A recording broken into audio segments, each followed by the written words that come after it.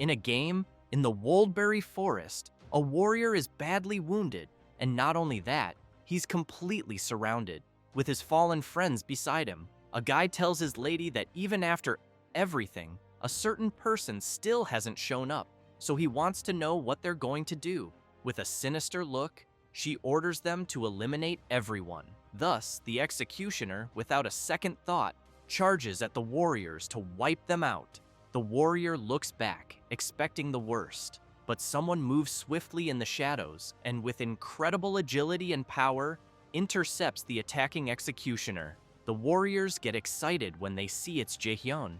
One of the Imperial soldiers realizes it's Herkin and quickly shouts for everyone to capture him. But Herkin hears the order and, filled with power, moves rapidly and cuts down the one who gave the command. Not only him, but also the others who were approaching. He looks back with a mocking smile, covered in blood, and asks if they really think that all ganging up on him will change anything, since he knows none of them are good enough. This is Ahimri Herkin. His real name is Jaehyun, from the Haughty Mask Guild, and his nickname is Hero Slayer. His friends start apologizing and saying it was all their fault, because they didn't realize those people were the ones hunting them. Herkin puts away his sword and makes it clear they don't need to apologize. He says that and extends his hand to help them. Then he reassures them that he's fine and tells them to get up. His friends are moved, having been saved once again,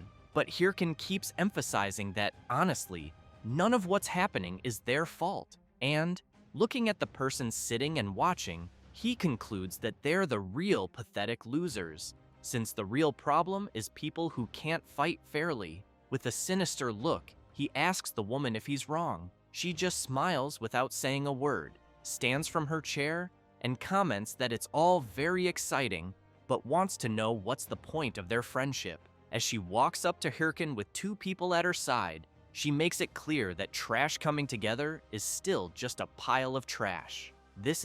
Her real name is Sio Yon from the Thunder Hunters Guild, and her nickname is Thunder Queen. Herkin starts laughing and says she's being pretty sadistic, considering they're the ones getting beaten by the so-called trash. She gets serious and warns him to choose his words more carefully, or she might make him regret it and leave crying. Herkin grabs his device and asks if she really plans to try making him regret it. He then activates his inventory, equips his mask, his weapon, and finally his full armor, completely transforming. He points his sword and makes it clear that things like regret are for weaklings like her. She goes crazy with rage and calls him a cocky little bastard, shouting for her minions to eliminate him. While Herkin laughs and wonders if they never learn, he doesn't realize he's been severely impaled by a sword. When he notices, he's confused, but quickly realizes it was by his own friends, the ones he just saved. It doesn't take long for the system to warn that his HP is dropping fast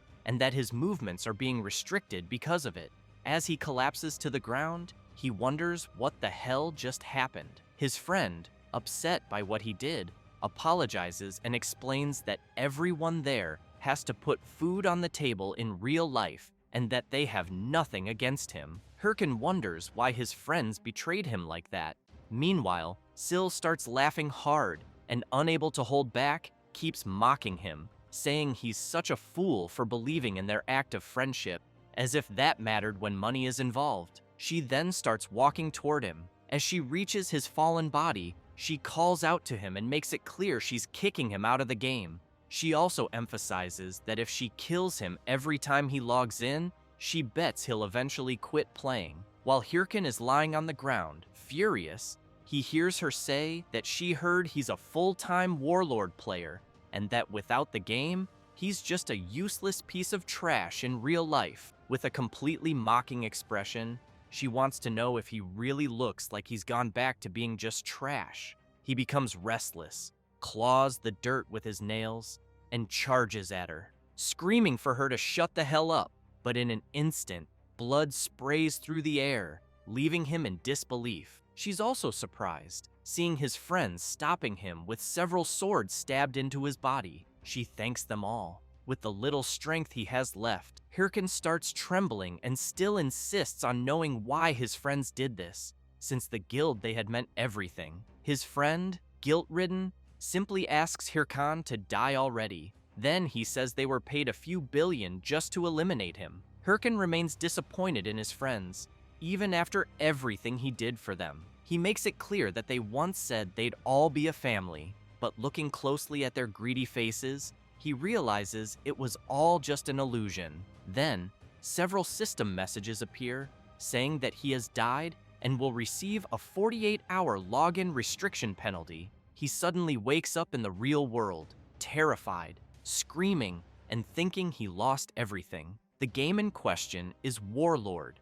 a VR game that took over the world, highly profitable and powered by AI. Jae-hyun thinks that game was what made him more than just trash. He remembers when he was playing and met the friend who betrayed him. At the time, he seemed really nice and even invited him to form a guild together. But every time he thinks about it, he gets even more furious, because what happened was unforgivable. He grabs his shirt, puts on some slippers, and runs through the city, thinking he must find and kill everyone involved. He grabs his phone and calls Dong-soo, wondering if he knew everything he went through and if they really think they can just move on alone. But as he runs like crazy, he doesn't notice the red light for him. At that moment, a truck comes speeding and gets dangerously close to hitting him. While he's thinking that if he had known things would end like this, he never would have wasted time caring about anyone. And now,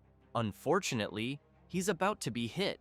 Unable to dodge, he gets hit and thrown hard to the ground. While falling, he hears his phone say the number he called is unavailable and starts questioning how.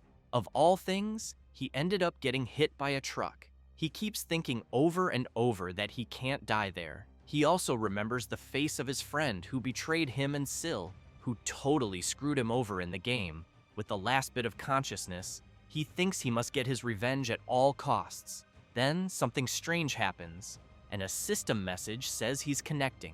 It says it's identifying the user. Finally, he receives a welcome message from the system. He opens his eyes, confused, and even more confused when he sees a huge monster in front of him, with several dead bodies around, and a large system screen asking him to complete the tutorial, where he must survive against the Minotaur, the Labyrinth Master. He tries to understand what's going on and what the hell kind of tutorial this is.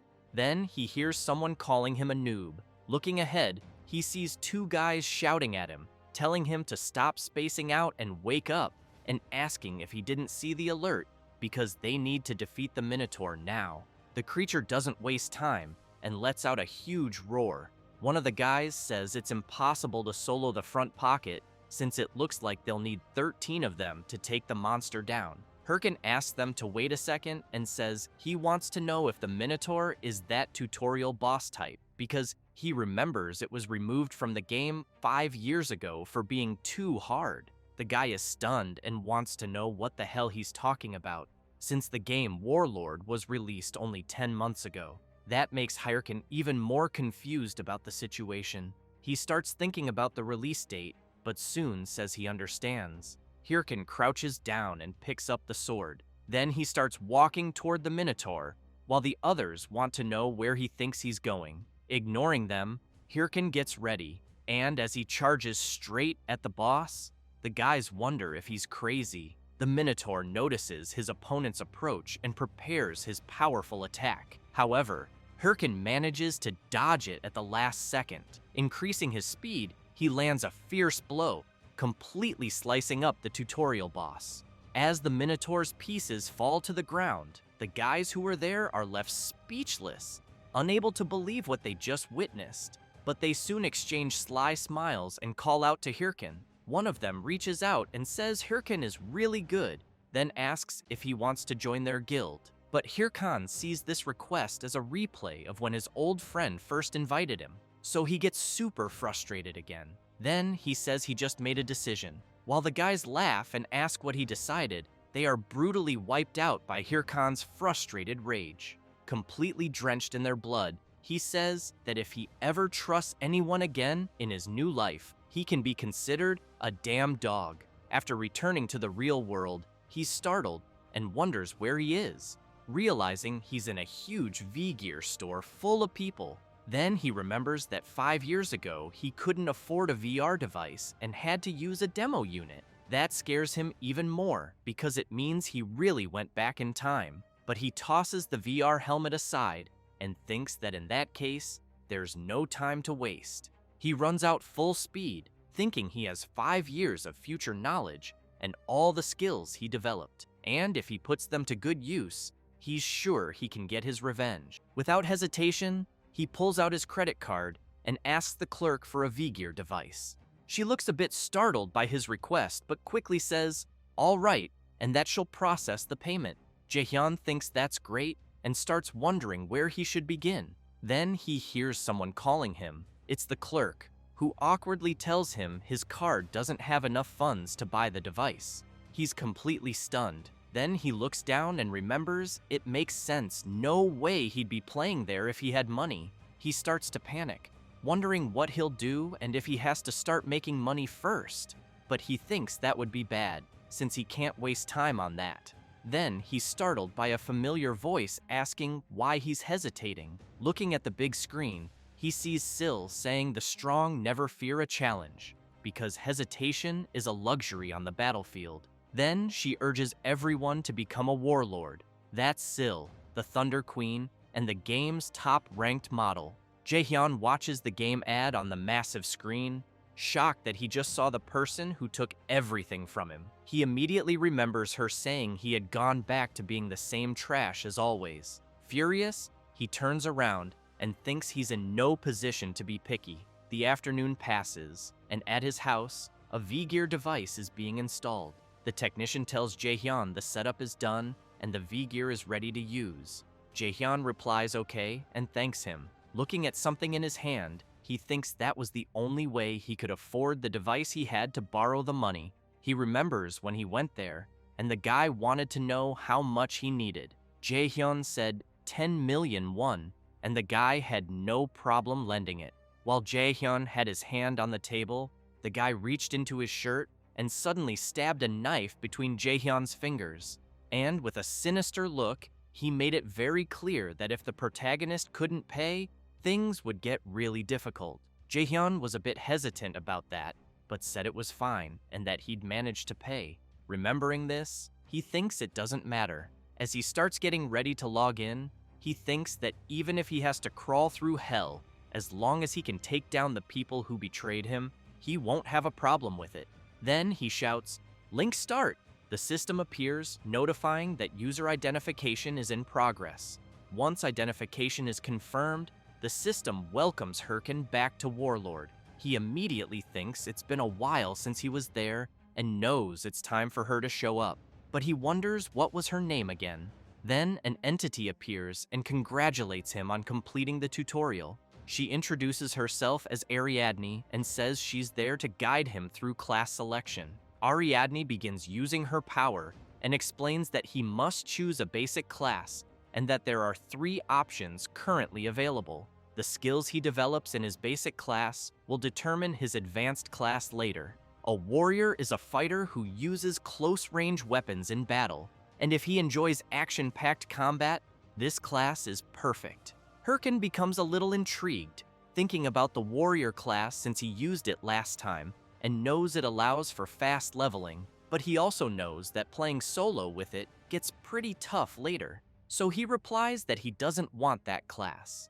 Ariadne describes the priest class, which is a support role that heals and empowers allies with magic. But the protagonist also refuses and makes it clear he's not going to waste time helping others. With that, Ariadne says only one option remains and hopes the minister's play will be exciting. She then releases her power, which starts enveloping Herkin, surprising him with the energy surrounding him. It doesn't take long for the system to announce he's chosen a basic class and will be teleported to his class tower. When he arrives, an old man sitting on a book welcomes him and calls him a young seeker of knowledge. He introduces himself as Golko and says he'll be the guide on the path of magic. He then asks what type of magic the protagonist wishes to learn. Without hesitation, Herkin answers that he wants to learn dark magic. The room falls silent for a moment. The old man asks if the protagonist really said ancestral magic and apologizes, saying his ears aren't what they used to be. Herkin replies no, and that he said he wants to learn dark magic. Shocked, the old man asks where he even heard of that, since dark magic is powerful but devours the user's soul.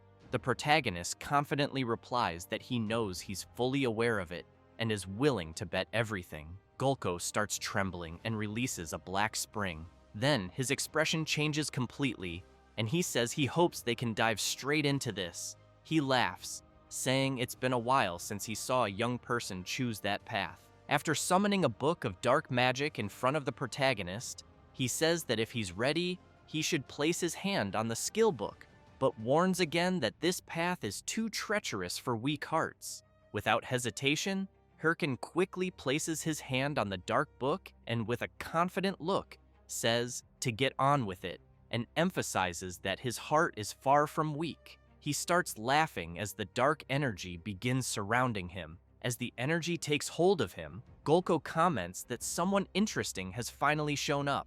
Herkin remembers a legendary video from his past life, the Necromancer player soloing a boss raid. He concludes that this is exactly the kind of power he needs right now. With that, the system announces that he has become a Reclaimer, his current title, Airhead, and that he's gained the skill, Bone Shard. Herkin gets excited about the skill and immediately decides to test it, throwing a skull onto the ground. The system notifies that a skeleton warrior, infused with the protagonist's magic, is starting to take form. Herkin just watches his magic take effect, and as soon as the skeleton he summoned stands before him, he thinks that this time he's going all in on necromancy. He turns and says it's time to level up and that he thinks the training dungeon should be just ahead. But then he looks at the skeleton soldiers he summoned and sees its head has fallen off. The two of them just stare at each other in silence.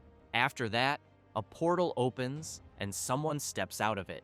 It's the protagonist, with the system announcing that he has entered the beginner training dungeon. He's quite frustrated because seeing his summoned skeleton lose its head so easily makes him think back to how the summons he saw in his past life weren't that fragile. So he doesn't get it and opens the status window of his summon. He sees his skill, Bone Shard, Proficiency F, Summoned Unit, Level 1 Warrior. Usage, creates a Bone Shard. Target, infuse it with mana to summon the skeleton. Herkin wonders if maybe he overdid it a bit.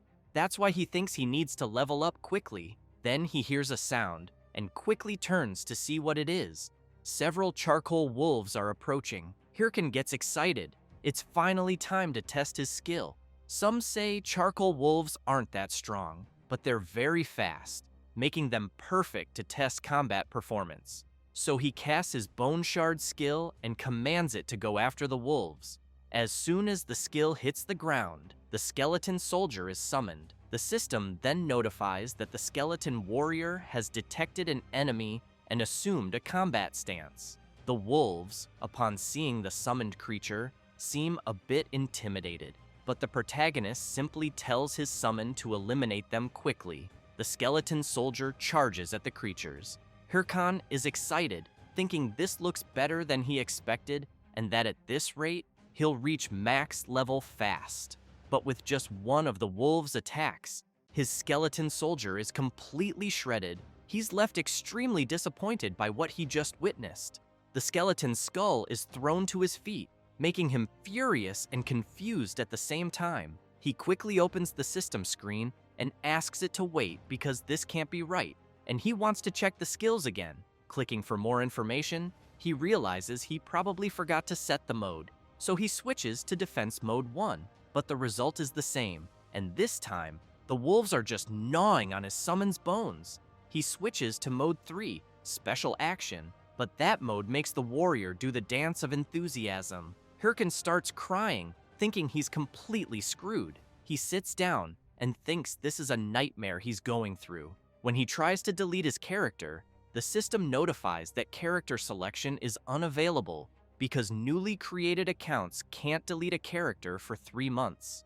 Herkin reflects that unfortunately, he can't delete the account, can't change classes, and to make things worse, his loan payments start next month. He starts wondering if he should find another way to fix this. He also questions why nothing is going his way, just when he thought he was finally getting somewhere. Looking at his summon, he knows that idiot doesn't help, so he asks his summon to just stand still, please. He wonders how the hell that necromancer from his past life endured so many battles. Then he remembers something. He looks at the status window and sees that it's possible to improve in combat. He recalls that when he defeated the charcoal wolves, his summon was watching him the whole time, as if it were learning the movements. Then he smiles, throws his club to the summon, and makes it clear that it's lucky to be his minion, because, even if it doesn't seem like it, they used to call him a genius he trained a whole life and turned them into rankers. And there's only one thing his summon needs to remember about combat. He says this as he charges forward to land a blow, emphasizing that if the summon doesn't dodge, it dies. After landing the punch, he throws his summon far away and immediately tells it to get up again. Then, the same thing. He keeps doing it over and over, landing multiple hits on his summon, always slamming it hard against the wall, until he yells, telling it not to just stand there like an idiot after getting hit. It's supposed to dodge first, then counterattack when there's an opening. The skeleton soldier wipes its face and prepares for combat again, but this time, it's against the charcoal wolves once more. This time, however, it manages to dodge the wolves' charge and then lands a counterattack right on the jaw, and finally, a powerful spinning strike. With that, it defeats all the charcoal wolves. The skeleton soldier then turns to its master with a grateful look, but the protagonist wants to know what his summon is looking at. He already said there should be no distractions in battle. Still, he smiles and comments that the last strike wasn't bad at all. Then, the system informs that his bone shard proficiency has increased multiple times. Herkin smiles and tells his summon did a great job as they leveled up. Sometime later, in the starter village of Castle Fegus, the protagonist is walking through the city, hearing people say the legal guild is recruiting new members, and others talking about a forest raid. He thinks his little bone learns fast, but knows that with a few more days of training, it'll be able to solo dungeons. That's why he sees this as the crucial point first. He needs to reach level 10. Suddenly, someone calls out to him. It's a chubby guy with a dumb face, wanting to know if the protagonist doesn't know he's supposed to apologize after bumping into someone. Herkin starts wondering who the hell these third-rate bullies are. While the guy keeps talking trash, Herkin doesn't care at all and thinks he doesn't have time for this, and that it might be best to just kill them and move on. The chubby guy gets ready to punch him while shouting that the protagonist is ignoring him. But then, out of nowhere, a guy appears and blocks the punch. He immediately says the chubby one can't go around punching people. The guy gets nervous and wants to know who the hell just blocked his attack.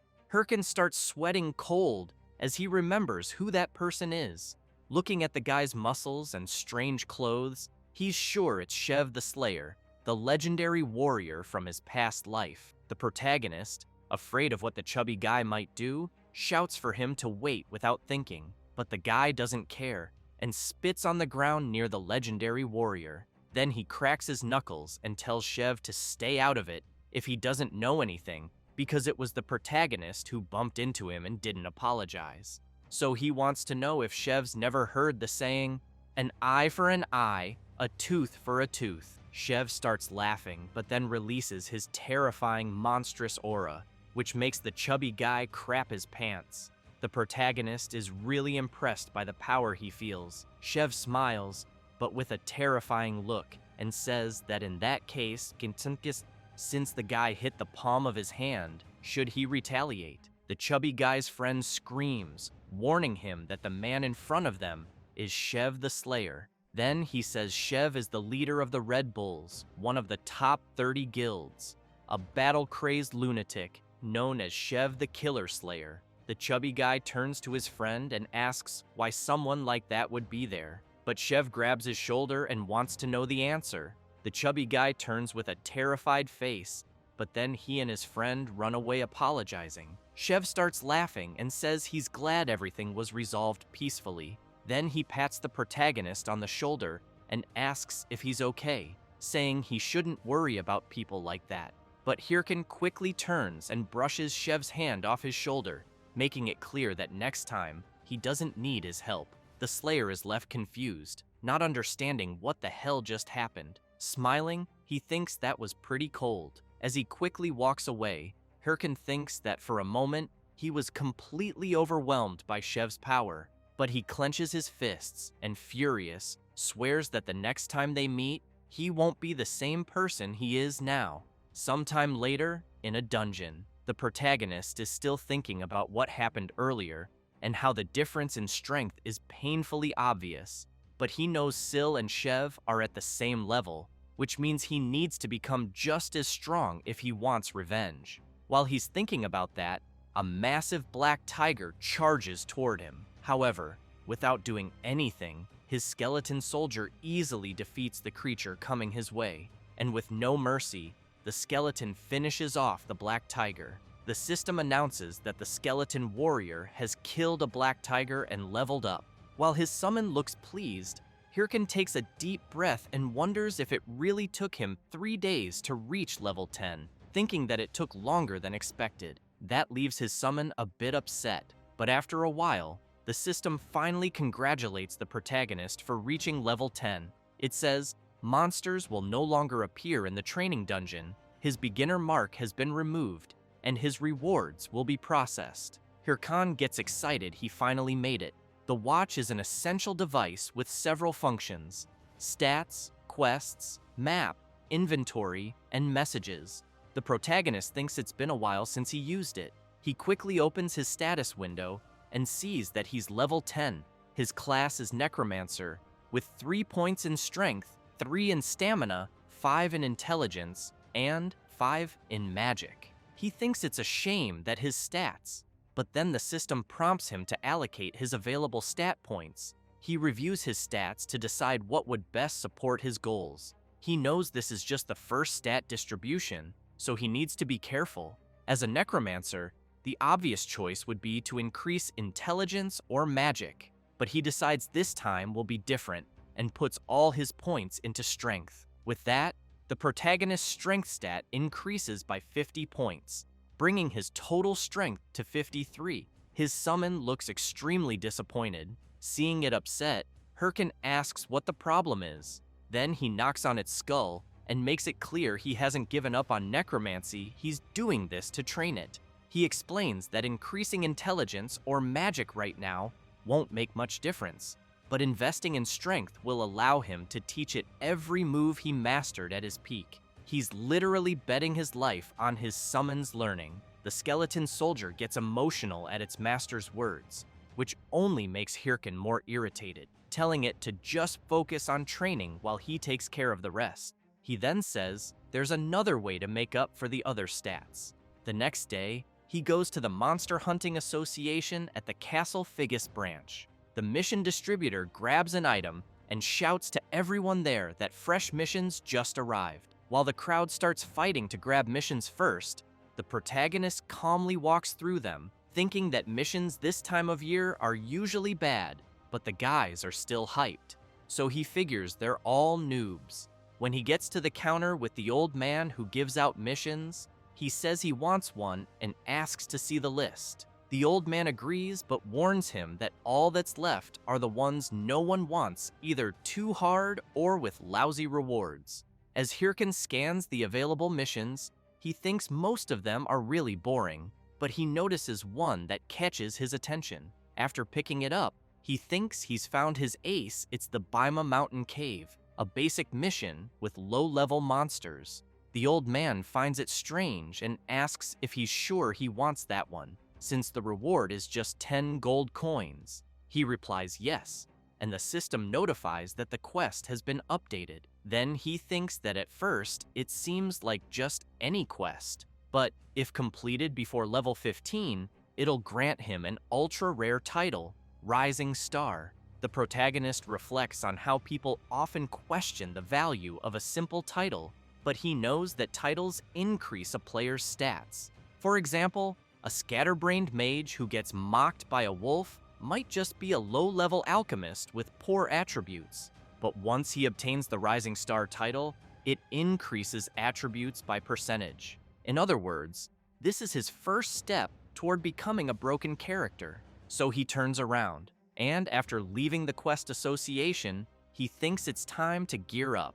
Sometime later, on Mount Bima, Herkin isn't looking too pleased. He realizes he equipped himself with something ridiculous. He immediately starts complaining, wondering what the hell he just did, since after spending all his money on equipment for his summon, he only had enough left to afford cheap stuff, and now he looks like a fool. But he knows he just needs to finish the quest quickly and buy real clothes. So he runs off to complete the quest right away. Meanwhile, elsewhere in the forest, a bloodied hand rises. It's a man lying wounded among the plants, calling for help until he gets dragged back in. Sometime later, a warrior arrives at Mount Bima and declares that the grand adventure of the Great Multi is about to begin. He feels proud for being level 11 and thinks he might even become a top ranker in record time. Then he hears someone screaming for help, asking for someone to save their lost friend. The warrior rushes over and asks what happened. The priest says a monster started attacking them out of nowhere, but he barely escaped, and to make it worse, they ran out of healing potions. The warrior starts looking through his device and says he thinks he has some potions and tells them to hang in there. The priest starts crying and thanks the warrior, but it was a total setup. Another guy was ready to strike the warrior while he was off guard. After taking the hit, the bleeding warrior collapses and wonders what just happened. The priest thanks him again and, along with his friends, makes it clear to the fallen warrior that they'll make good use of his items. The warrior is crushed when he realizes he was tricked by such pathetic people. The priest drives his sword into the warrior, finishing him off, and says it was his own fault for falling into such a lame trap. The system announces that player multi has been eliminated and removed from the game. It also says the player's watch has dropped and is now up for grabs by the bandits. The bearded warrior laughs and says nothing beats messing with noobs.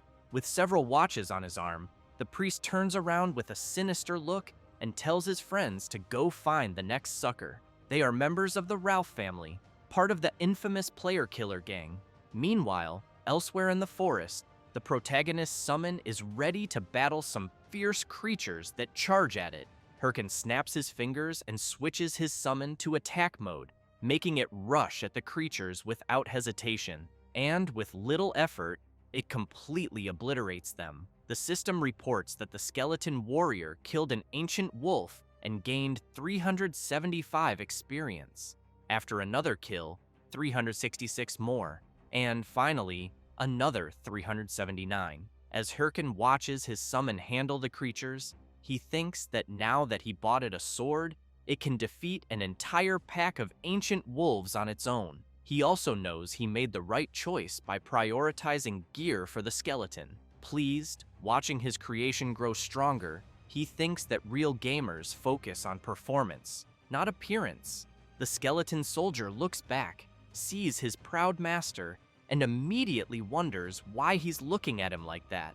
However, Herkin turns and replies that it doesn't matter if his summon is done dealing with the ancient wolves, then they should just leave already, because he needs to level up and get rid of the horrible outfit he's wearing. Little Bone runs after his master, but something suddenly comes flying, and an arrow hits the summoned skull dead on. This startles the protagonist, who wants to know where the hell the arrow came from. Someone approaches, apologizing. It's the same cheating players from earlier. The priest says he's really sorry, and explains that he saw the protagonist's creature from afar and thought it was a monster. They keep insisting they're sorry. Herkin was about to say it was fine, But then he notices the blood-stained watches on the priest's arm, as well as the warrior's sword. He quickly concludes they're scum, so he starts acting, smiling and saying it's fine, but asks if they happen to have a mana potion. The priest apologizes again and says unfortunately they don't, but offers to help him level up, since his mana will naturally recover with each level up. The protagonist keeps pretending he doesn't suspect anything and says that sounds good.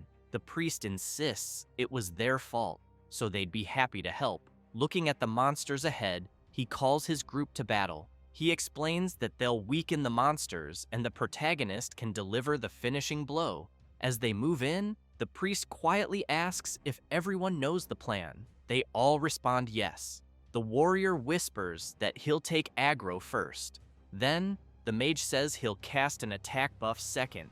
And finally, they'll accidentally let the monster loose toward the clueless protagonist. That way, the poor idiot will panic when he sees the beast charging at him, so they all just wait for it to happen. However, they're quickly left speechless, unable to believe what they're seeing. The protagonist's summon easily defeats the creature. Herkin then says he's fine and asks them to just keep going. They start wondering what kind of summon he's using, and maybe his level is higher than they thought.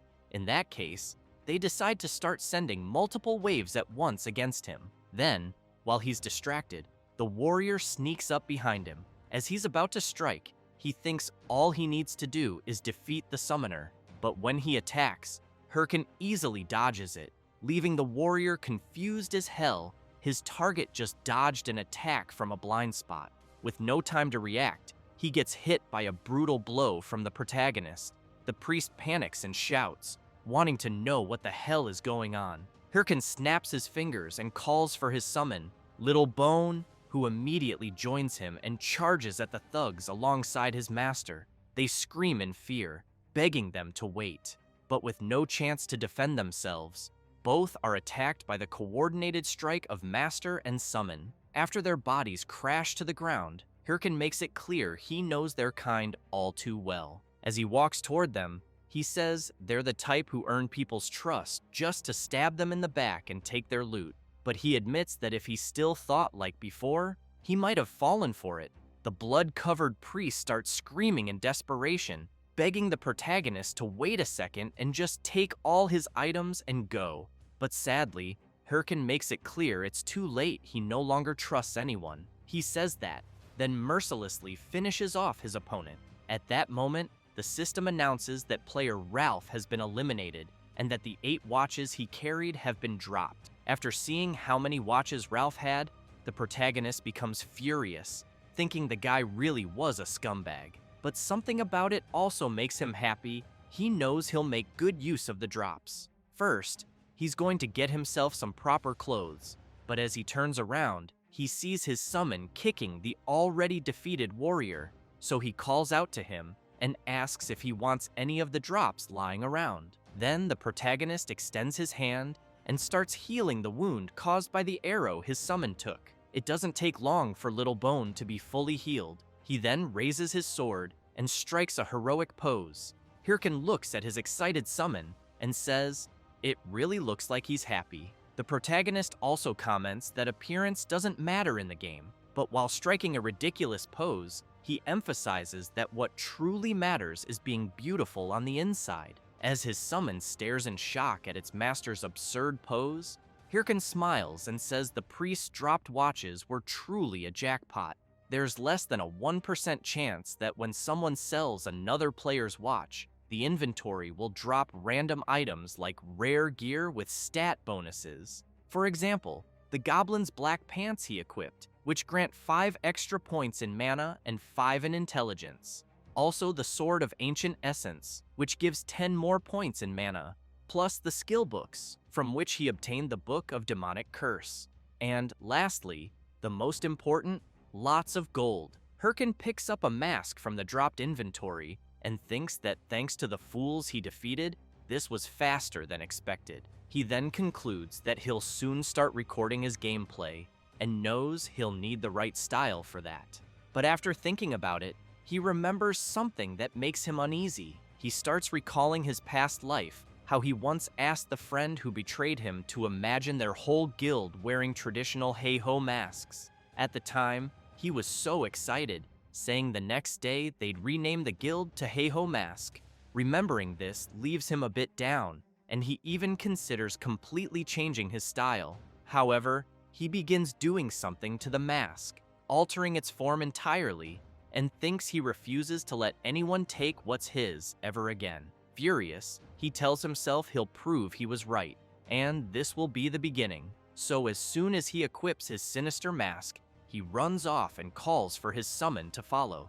Sometime later, in a different dungeon, the protagonist and Little Bones step through a portal, and the system announces that he has entered the Bima Mountain Cave dungeon. Herkin examines some markings on the rocks and thinks he clearly remembers that in this dungeon, there are blue werewolves. He also knows they're tough monsters, but with his new gear, he believes he'll be fine and might even clear the dungeon in 10 minutes.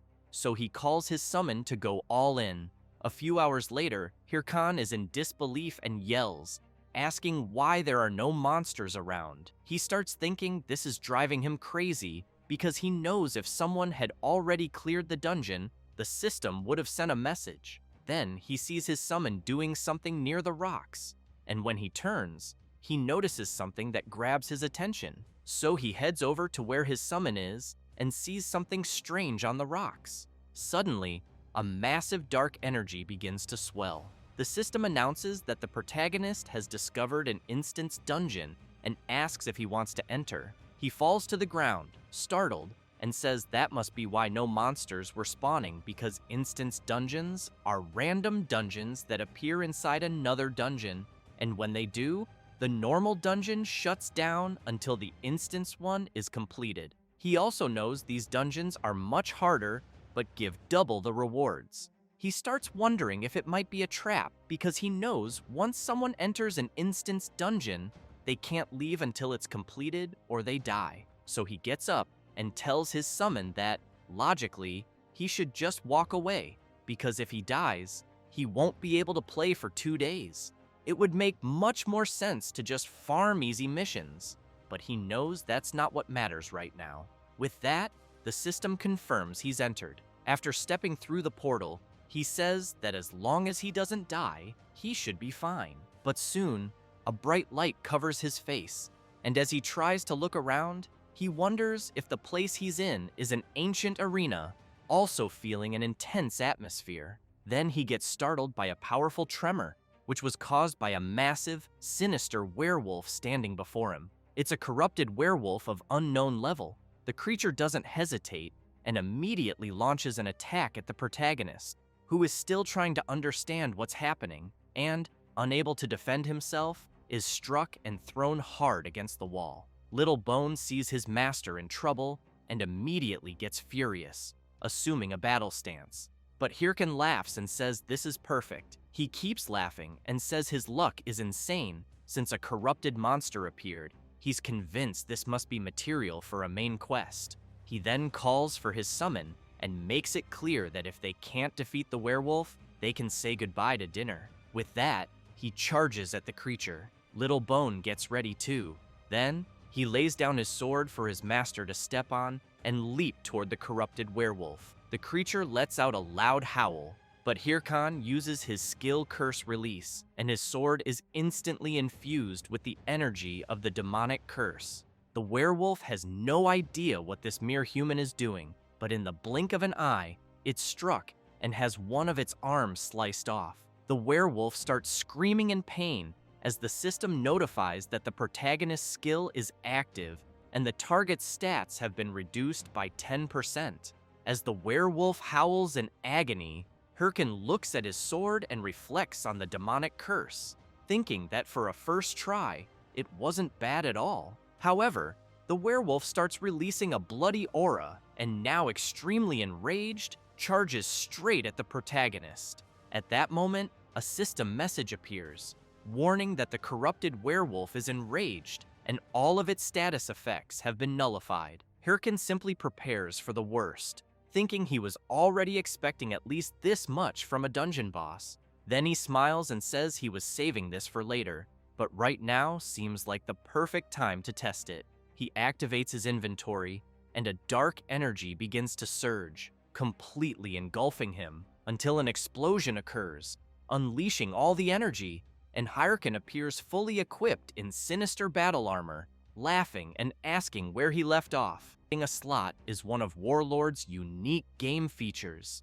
When activated, the slot channels pure energy from the world of Warlord, enhancing attributes and shaping the player's body. As for the form, it's completely unpredictable, as it varies for each player, which is why most players usually call it Supreme Mode. Herkin calls out the corrupted werewolf to bring it on and show what it's got.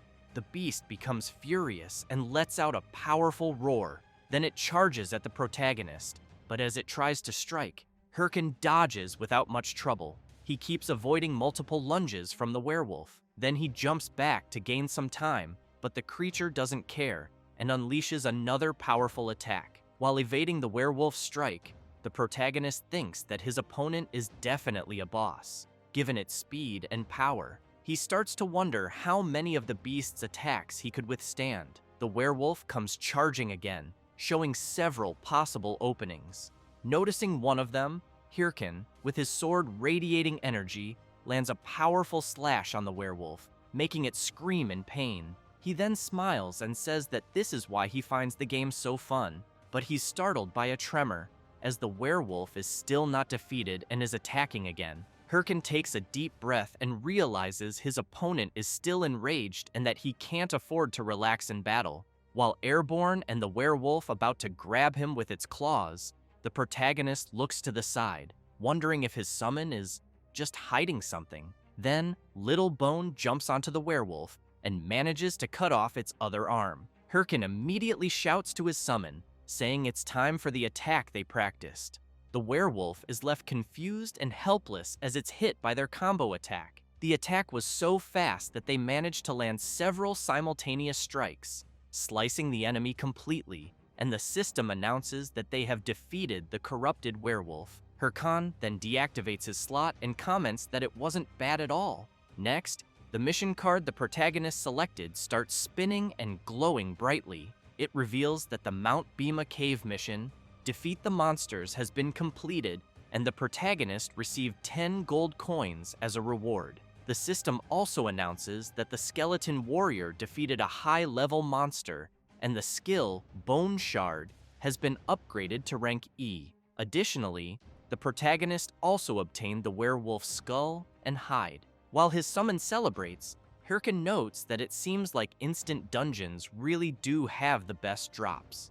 The system continues by announcing that the protagonist obtained the Corrupted Tracker's Necklace, a unique chronicle item. It boosts all class-related attributes, plus 18 to all stats. It's bound to the user, non-transferable, with only one requirement: the user must have the Corrupted Tracker title. Herkin is quite surprised by this drop. He knows he can't sell it, but it's still a higher class item than any standard one. He gets even more surprised as he also earns 3 new titles. Rising Star, which grants plus 3% to intelligence and mana. Herkin knew he was going to get that one. The next title is Hero Challenger, granting plus 3 to stamina. Herkin comments that he even got a group title, since he soloed an instant dungeon. And finally, the Corrupted Tracker title. He's quite surprised and wonders if this is the introduction title for the first chapter of the main quest, the Corrupted Count.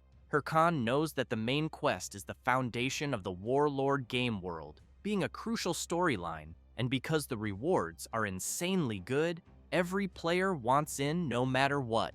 It's the core content of Warlord for players. While trembling from all the rewards he received, he thinks that even in his past life, he barely made it to Chapter 4. He gets excited and thinks that what he got wasn't luck, but a jackpot. So he yells to log out immediately. Back in real life, he sees a breaking news live stream, with a player announcing that his guild, Hydra, has officially entered the final phase of the Corrupted Count scenario, and that they aim to complete it within 3 months. Jae-hyun pauses the live stream and feels really down, because what he thought was a jackpot in-game turns out to be nothing in the end. Then he gets furious and starts banging his head on the desk, since that player and his guild are already in the final phase. He considers that maybe he has no choice but to stay out and wait for the next chapter. But then he gets an idea. He goes back to his computer, thinking that maybe this is actually the perfect opportunity,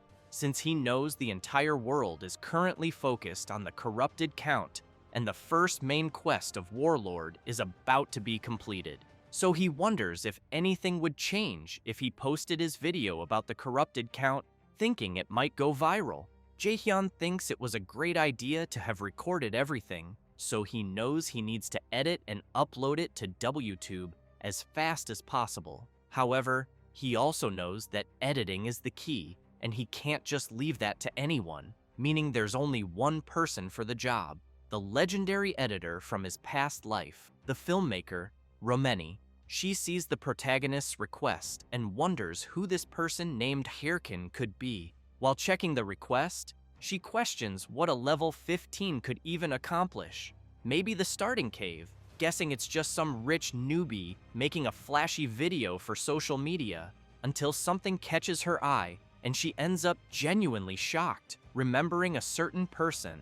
Then she gets really excited upon realizing who it is. This is Romeni, a freelance video editor, and her in-game nickname is Hell's Mouth. Meanwhile, elsewhere, a woman is watching some news on her tablet. One of her employees rushes in, asking if she called. She says a new video about the corrupted count has just been uploaded. She hands the tablet to her employee and says it's quite interesting, since a level 15 defeated a corrupted werewolf solo. The four-eyed guy laughs and says her team also saw him, but made it clear that corrupted werewolves are low level, so they didn't think it was worth tracking. She smiles and says she liked it. Then she asks her employee to bring the person from the video to her. This is Sio Yon, heiress of the Thunder Corporation, the biggest business conglomerate, and her name in Warlord is none other than Thunder Queen Sil. The next day, the protagonist is quite surprised looking at something on his phone. Seeing the video he posted the day before, he notices it already has many views. To be exact, over 6,000 views. He feels awkward, knowing it took him months to reach that many views in his past life. Looking at the message Romeni sent, asking if he saw the view count, he realizes something else has changed. She contacted him first. He knows that normally she never reaches out first, as she's supposedly a very mysterious person. Then she asks when he'll send the next video. Jaehyun lies back in his pod, takes a deep breath, and says he's wondering that too, since he has no idea what to do for the next video, and there's no way he's going to find another monster like that werewolf with the ear again. So he thinks it's better to start making videos only once he reaches level 50. That said, he turns on the VR device, begins logging into the game, and thinks he needs to strike while the iron's hot. Meanwhile, Chev the Slayer is watching the protagonist's video. He comments that no matter how many times he watches it, the protagonist's moves always seem impressive. However, he becomes intrigued by something while watching the video and wonders if he doesn't already know him from somewhere, as he seems very familiar. Then a beautiful woman arrives.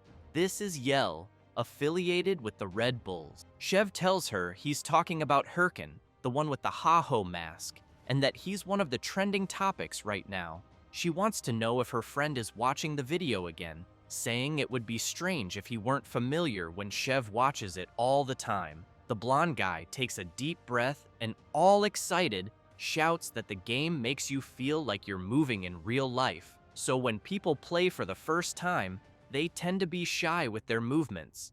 But that's not the case for the protagonist. Then he asks if she saw how the protagonist trained his summon, since it's on another level compared to other necromancers. Yahello starts getting annoyed with her friend's chatter and yells at him to shut up.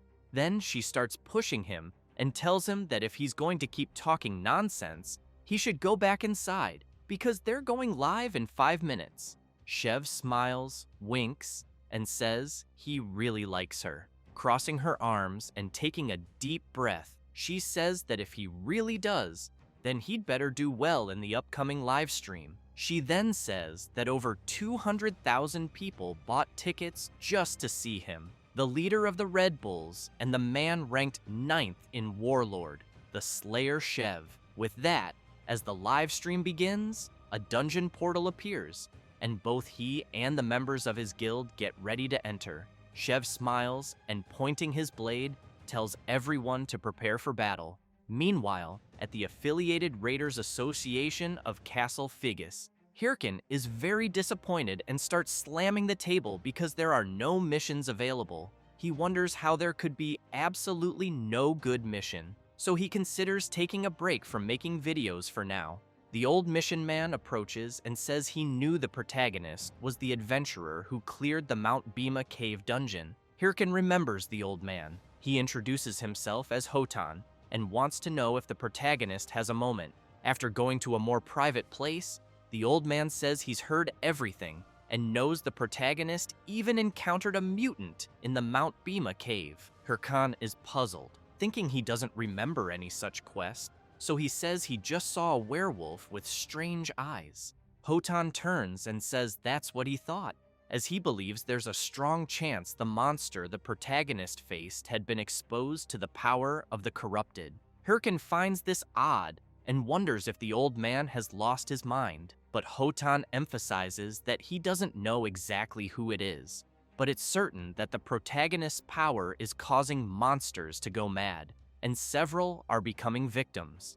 That's precisely why the Raiders Association has placed a bounty. But before he can finish speaking, his arm is suddenly grabbed. Herkin, eyes gleaming, says he'd like to help capture this wicked bastard. He says this thinking it might be a hidden quest, and that he needs it as soon as possible. The old man tries to explain that he thinks it's too early for the protagonist to take this on, but Herkin doesn't care and makes it clear everything will be fine.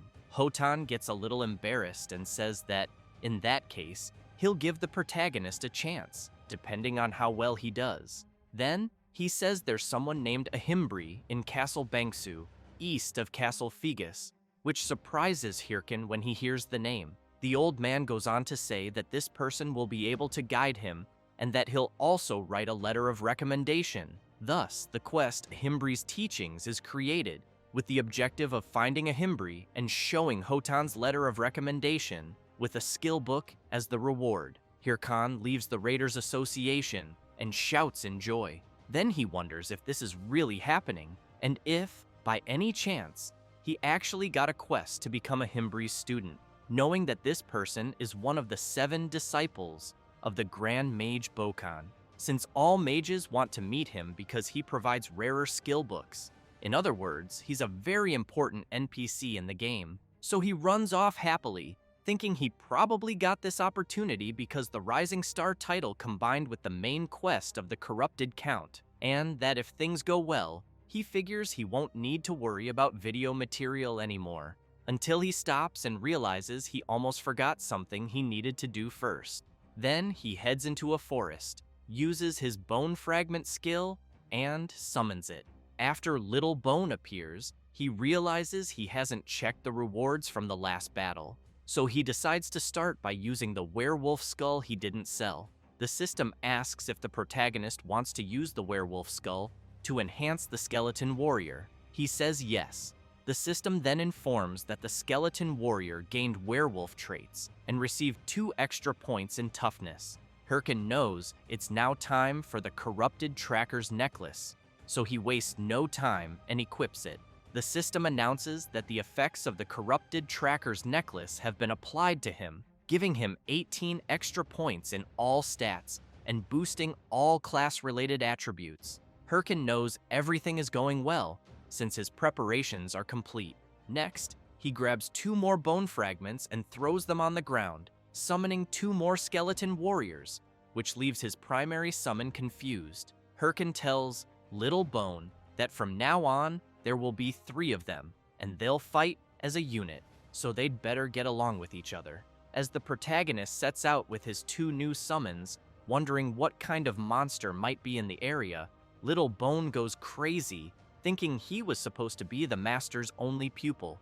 Doesn't take long before they encounter a level 25 forest bear. it starts attacking repeatedly, forcing the protagonist to dodge them all, until the wild bear finds an opening and charges. Herkin panics, thinking he won't be able to dodge in time, but then he smiles, snaps his fingers, and says he grabbed the bear's aggro. With that, one of his summons leaps at the enraged bear, but unfortunately, the summon takes a heavy hit and is thrown back violently, several bones shattered. Herkin gets angry and questions if the summon really thought such a predictable attack would work, since it needs to strike from the bear's blind spot. So he tells the summon to try again. It leaps at the beast once more, but again gets hit and slammed into the ground. Herkin loses it and starts yelling, cursing his summon. Then he points out he already said to attack from the blind spot, and wants to know why the other summon did the exact same thing. However, the third summon walks forward and strikes a ridiculous pose, which actually makes its master smile, thinking maybe this one will do better. The final summon jumps at the bear, sword ready to strike, but the bear, without much effort, just swats it with its massive paw and knocks its head off. This leaves the protagonist even more furious and frustrated with his summons. So after some time, and after defeating the bear himself, he wonders if his summons even have brains because frankly, he doubts it. Then he tells them to put their heads back on. While they do that, he tells them to listen carefully and explains that when monsters are attacked, they obviously turn toward the direction of the attack. Then he draws a diagram on the ground and says that's why his summons need to go for the monster's blind spots. He then asks what would happen if they charged from where the monster is looking. The summons just make faces like they didn't understand anything, which makes him even angrier, and he tells them to just forget it. Even so, he thinks it's great that the skills rank has increased, and that he can now summon 3 skeletons at once, thanks to the effects of the corrupted tracker's necklace. But he knows the problem is that his summons can't work together. They just repeat what was told to one of them before, but since they haven't learned to fight as a team, they don't know how to do it. So he finds himself in a dilemma, knowing that his summons cost triple the mana, but are even worse than before. Then he gets up and says whatever, since he already reached level 20 like he wanted, and it also seems like he won't be able to make combat videos for a while. So he turns around and tells his summons to get up too, because they're going to train all the way to Castle Bangsu. He thought he'd leave the fighting to his summons while he sat back and relaxed like a necromancer should, but it seems he won't be able to avoid the front lines. So he concludes that he's totally screwed. After a while, he returns to the Raiders Association branch at Castle Bangsu. Inside, it's full of players. Then, a guy walks out of a room, and everyone immediately gets excited to see that a certain player has come out.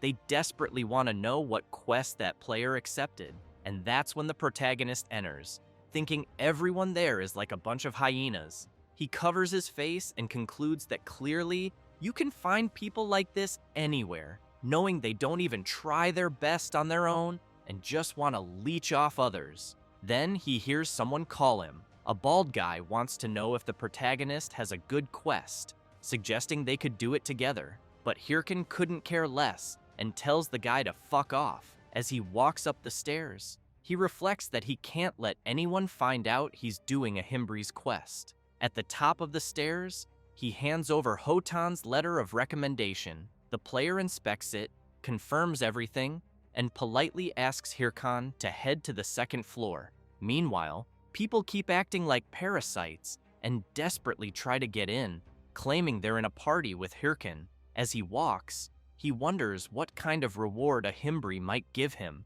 thinking it must be good, since it's a hidden quest, and that he'll try to build a long-term relationship with him. As soon as he walks through the door, he politely asks to come in, but is shocked to see tons of books and a huge mess. A person among the clutter wants to know who the protagonist is, since he doesn't remember scheduling anything. This is the NPC Ahimri. Herkin hands over the letter of recommendation, introduces himself, and says he's there on Hotan, the old man's recommendation. The NPC looks at the letter and comments that the protagonist seems to be a novice dark mage, and therefore assumes he must be pretty skilled for his level. Herkin laughs and says it was just luck, but he thinks it doesn't matter as long as he gets the reward. Ahimri says he understands and proceeds to give the protagonist his rewards. Herkin gets excited after receiving the Bone Armor Skill Book and the Helm of Madness book. Then he thanks Ahimri for giving him 2 super rare books.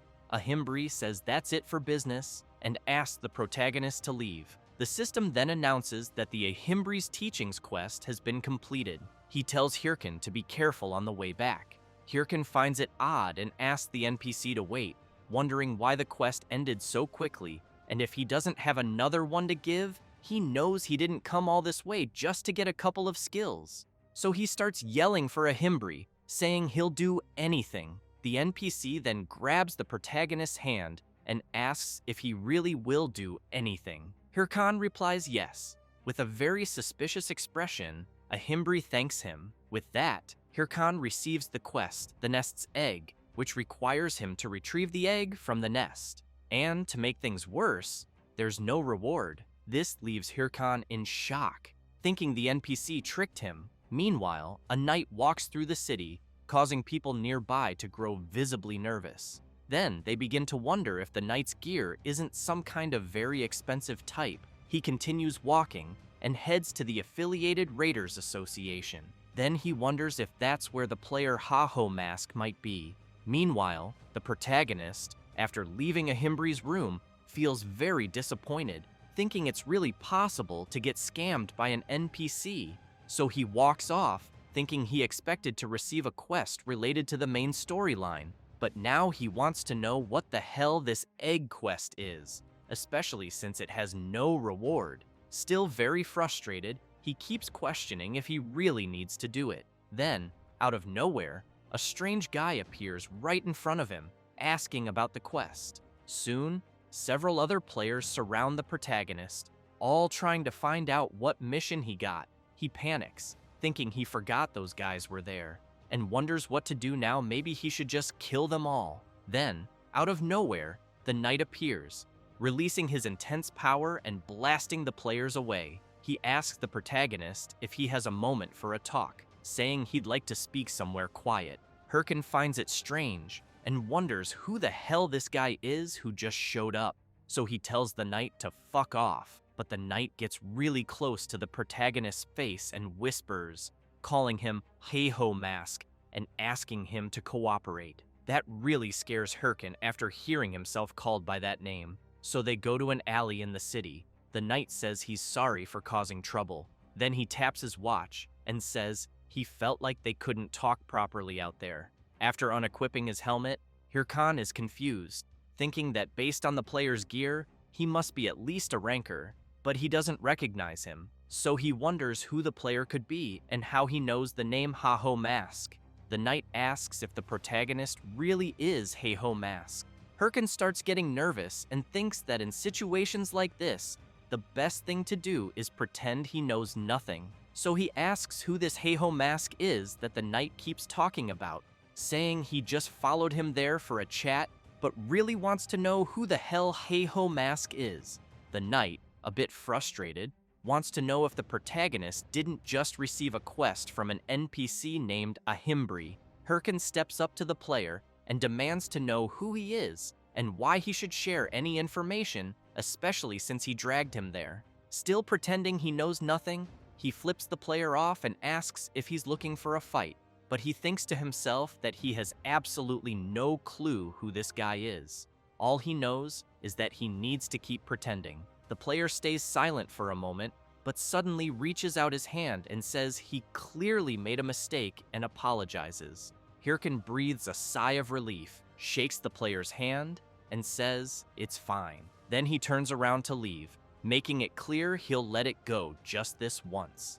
The player just watches the protagonist walk away. However, another player had been hiding there using a skill and tells his friend that he doesn't think the protagonist is the one they're looking for. The knight points out one thing for sure: the guy isn't skilled, because if he had been playing Warlord for a while, he wouldn't have carelessly exposed his wrist with the watch like that. The other player then asks if they really need to keep monitoring the NPC Ahimri, since the corrupted count quest is almost finished. And even if someone found out about it now, he wonders what they could really do.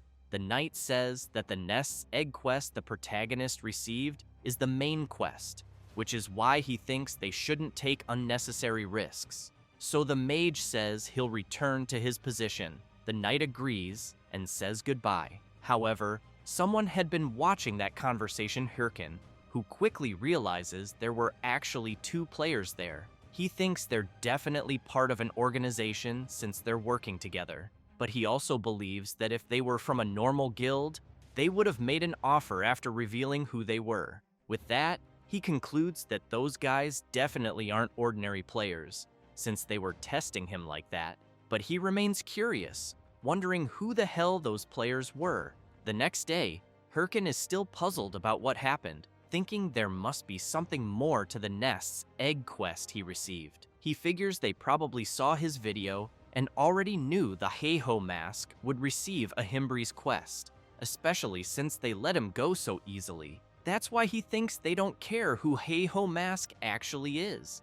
So he's stuck in a dilemma, unsure what's going on with the quest he got, but knowing that if he continues it as is, he'll likely run into them again, and if he wants to avoid that, he won't even be able to post videos for a while. He wonders why those damned lunatics keep ruining his life, especially since just dealing with Sio Yon alone is already too much. Meanwhile, Sio Yon has just logged out of the game, and her secretary, Park Suji, appears, commenting that she did a great job. She then hands her lady a water bottle and asks how things went with the guild entrance exam. Sio Yon takes the bottle and says they were all trash. She also wants to know how they can all be so useless, and if there are any updates about the Yahello mask she mentioned. Suji hesitates a bit, but says he seems to have joined another guild, since he hasn't responded yet, which makes Sio Yon furious, demanding to know if that's true.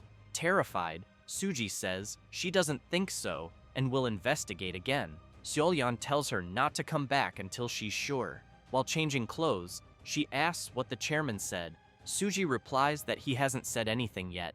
Sio Yon smiles and explains that if he's staying quiet, it means Warlord is doing very well. Then, after getting dressed, she emphasizes that he tried to arrange a marriage by force when she told him about playing the game. While Suji is stunned by her boss's figure, Sio Yon tells her to gather a new batch of candidates and report to her the next morning. Suji is startled and asks if she really wants to hear about that the very next day, as it's quite sudden, but Sio Yon doesn't care and leaves the room, ignoring her secretary. Suji thinks her boss has a really nasty personality.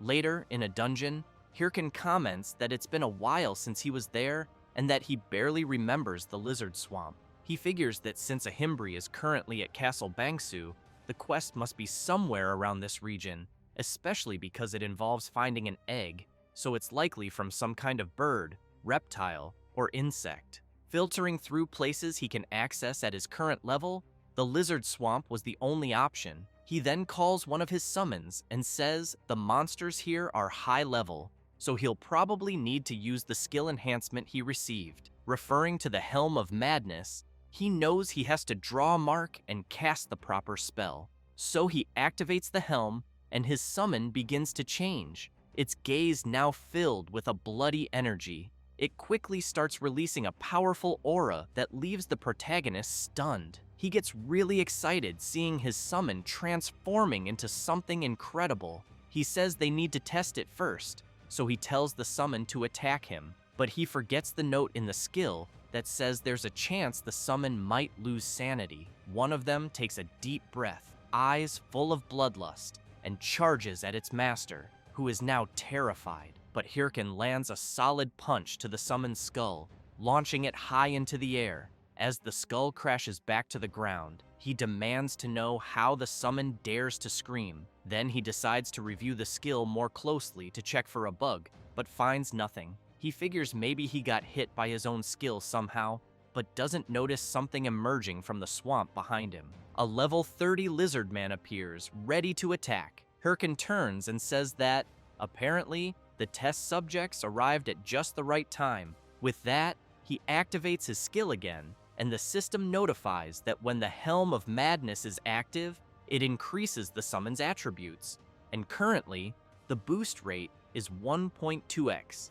Herkin also activates Bone Armor, equipping his summon with armor, but for now, the only available piece is the chest plate. With that, all his summons are ready for battle, which makes the lizardmen a bit nervous. So Herkin orders his summons to wipe out the monsters. They unleash a series of attacks, forcing the lizardmen into full defense. One of them takes advantage of a distracted enemy, appears behind it, and strikes with a powerful, merciless slash. It doesn't take long for the system to announce that the skeleton warriors killed 3 lizardmen and earned 864 experience points, and that the protagonist leveled up twice. Herkin watches his summons and bursts into laughter, full of excitement. Then he tells his summons that for the next week, they'll be hunting monsters while searching for the egg, and if that's not the right region for the quest, they'll move elsewhere. While calling his summons to head out, someone watches him from afar. It's a bold woman. She plays coy, thinking about how she'll introduce herself. She keeps thinking how beautiful she is, then admits to herself that's not what she meant to think, but knows it's true, and there's nothing she can do, since everyone likes her no matter what. That's why life has always been easy for her. When she pretends she's in trouble, her slaves always come to help. But as soon as she takes a step, she slips in the mud and falls face first into a puddle. Furious, she thinks about how much she hates this place.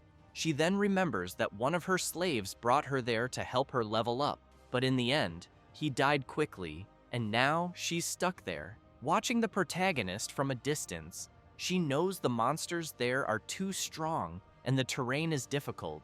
Then, as she stares more closely at the protagonist, she gets an idea. Maybe she just found herself a new slave. He hears a strange sound, and when he looks back, he sees Ilya stumbling before collapsing on the ground, asking for help. She puts on a pitiful face and says she hurt her legs because of the monsters, but inside, she's thinking the fool in front of her will fall for her act and won't resist helping a damsel in distress.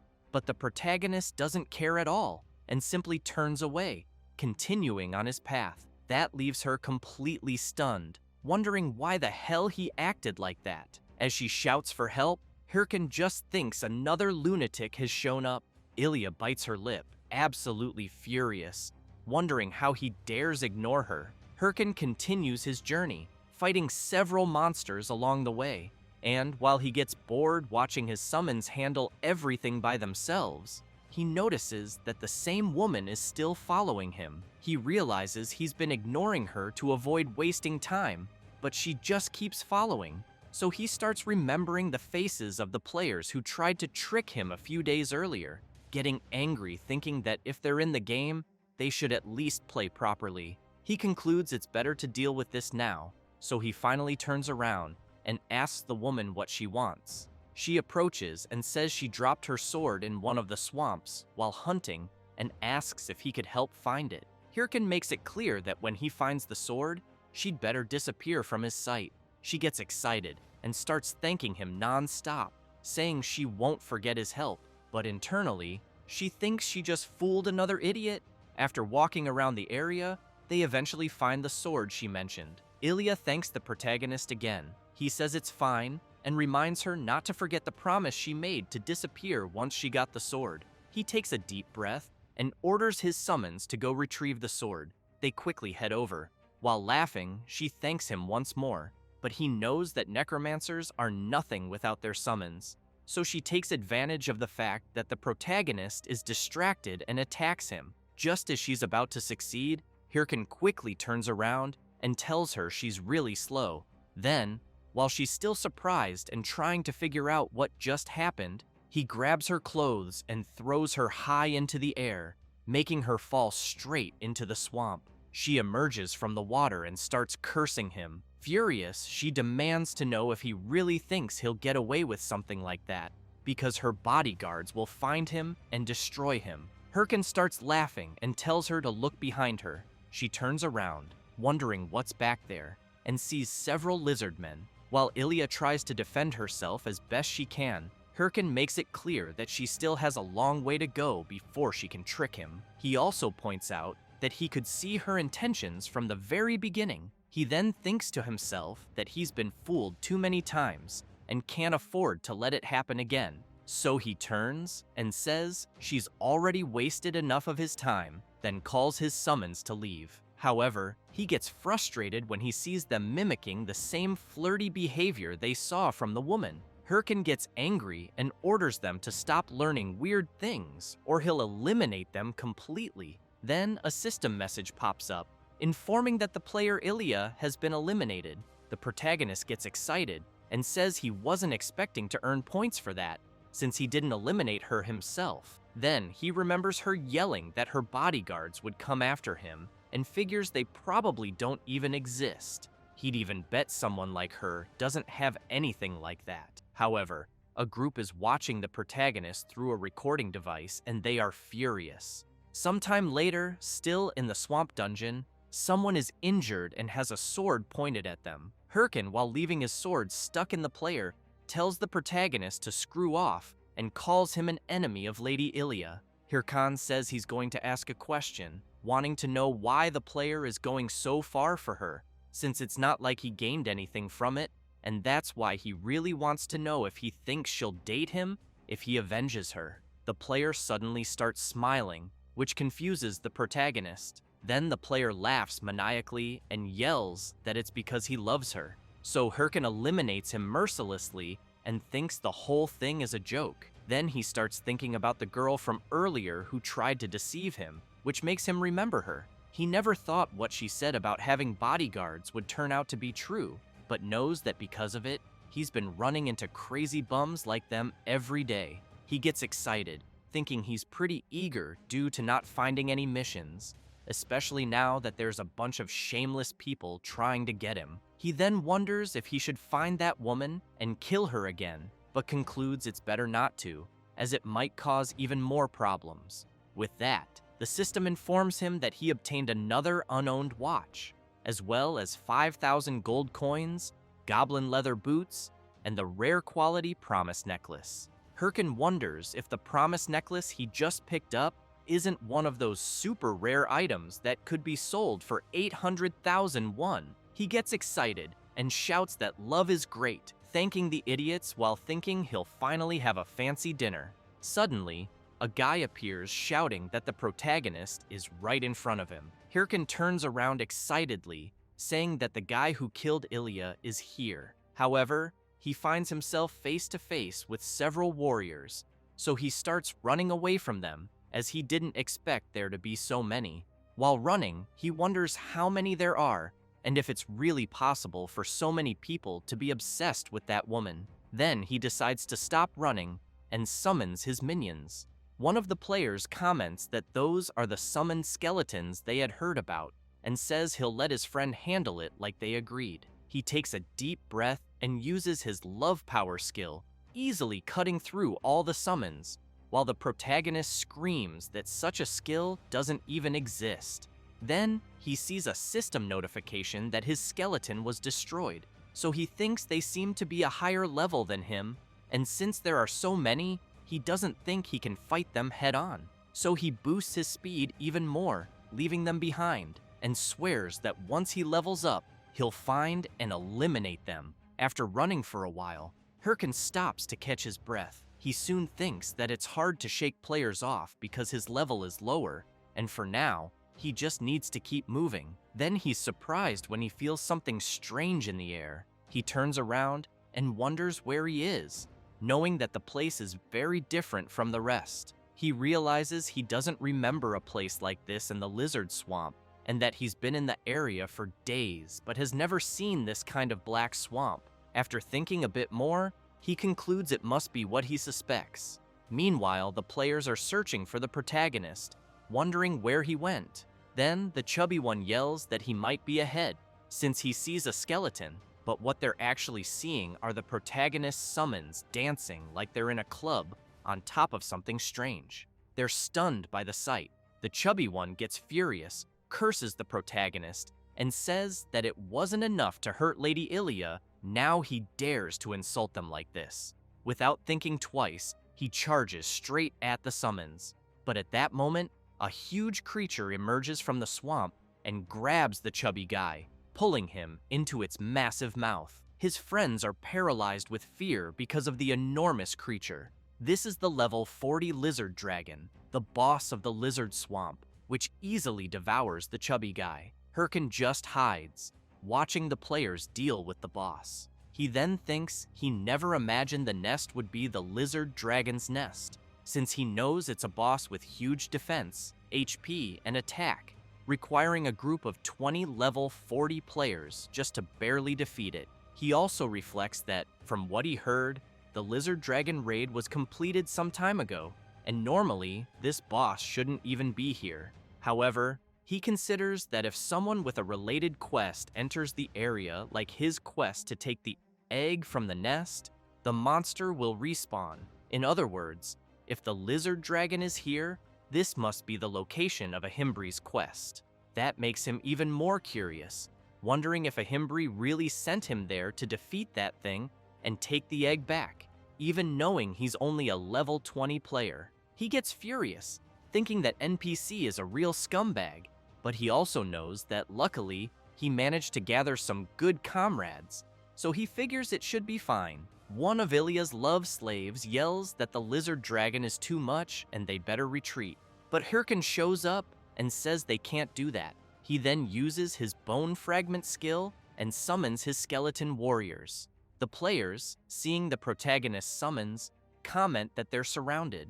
One of them, shouting that it's fine and they just need to push through, ends up getting struck by the lizard dragon without realizing it and is launched into the air. With that, the protagonist takes advantage of their distraction and runs off. As he sprints at full speed, Herkin thanks them and says he'll never forget the sacrifice they made. He then thinks that now that the boss is occupied, it can only mean one thing, so he heads straight to the lizard's nest to steal the egg, knowing it should be empty. After jumping into the nest, he gets excited thinking all he has to do is grab the egg and get out. But he ends up shocked, as he doesn't see the egg anywhere. So he starts searching like a madman until he finally finds the egg and stares at it, puzzled. He thinks he found something really suspicious, and judging by its appearance, wonders if it doesn't look more like a rock than an egg.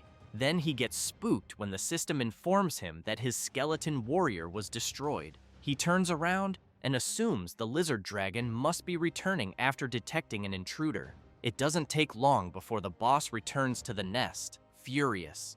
The protagonist tries to hide and thinks he's totally screwed. He also knows that now that the boss is back, he won't be able to search the nest any further. But looking at the thing that looks like an egg, he figures that if that's the case, he has no choice but to take it, even if it isn't really an egg. After returning to where the players were fighting the boss, he sees a chaotic scene with several bodies. Herkin approaches one of them laughing, and while grabbing the player's watch, he says that Warlord is a really interesting game, and that there are so many crazies because everyone has too much freedom. The player gets furious and curses at him, but Herkin stabs his sword near the player's face, and as the guy gets scared, the protagonist tells him to listen carefully to what he's about to say. He explains that he was just playing around until now, but that he has a lot to lose in this game. So he makes it clear that next time they meet, they won't get off so easy, and that this is a warning to them, and that woman too. After saying that, he turns and runs off at full speed. After walking a bit, he thinks that he swears. If those players keep bothering him, even after his warning, it'll be all-out war. Then he thinks it's time to make some extra cash with everything he got in the swamp dungeon. So he posts on the game forum that he just found a lizard dragon in the lizard swamp and wants to sell the exact location for 100,000 won. After returning to where Ahimri is, he places what he thinks is an egg on the table and awkwardly tells Ahimri that he brought what he asked for. He then hopes it really is the right item, since he doesn't want to search the whole map again. The NPC observes it closely, which makes the protagonist anxious. until Ahimri says that this is the item he was looking for and thanks the protagonist. He gets excited, thinking that in the end, he managed to bring the correct item. Ahimri comments that he was faster than expected and thought someone like him would take much longer. Herkin gets nervous, wondering if he knew that and still gave him this mission. What kind of NPC is this?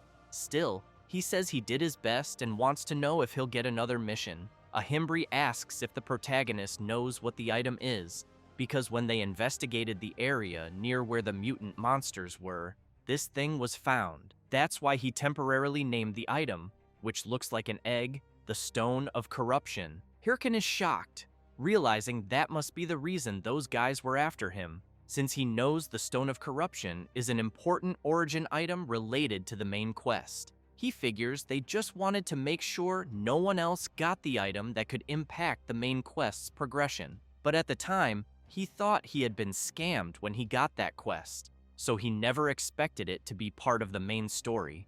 Ahimri apologizes and says he knew the mission would be too hard for the protagonist, but since they're facing an unknown and powerful being, he needed to test Herkin's willpower. He then gets serious and asks if Herkin is ready to fight against corruption. The protagonist clenches his fists tightly, thinking he has plenty of willpower, and if this is part of the main quest, then it's his golden opportunity. So he yells that he'll devote his body and soul to it, but Ahimri replies, "Not right now," which leaves the protagonist completely confused.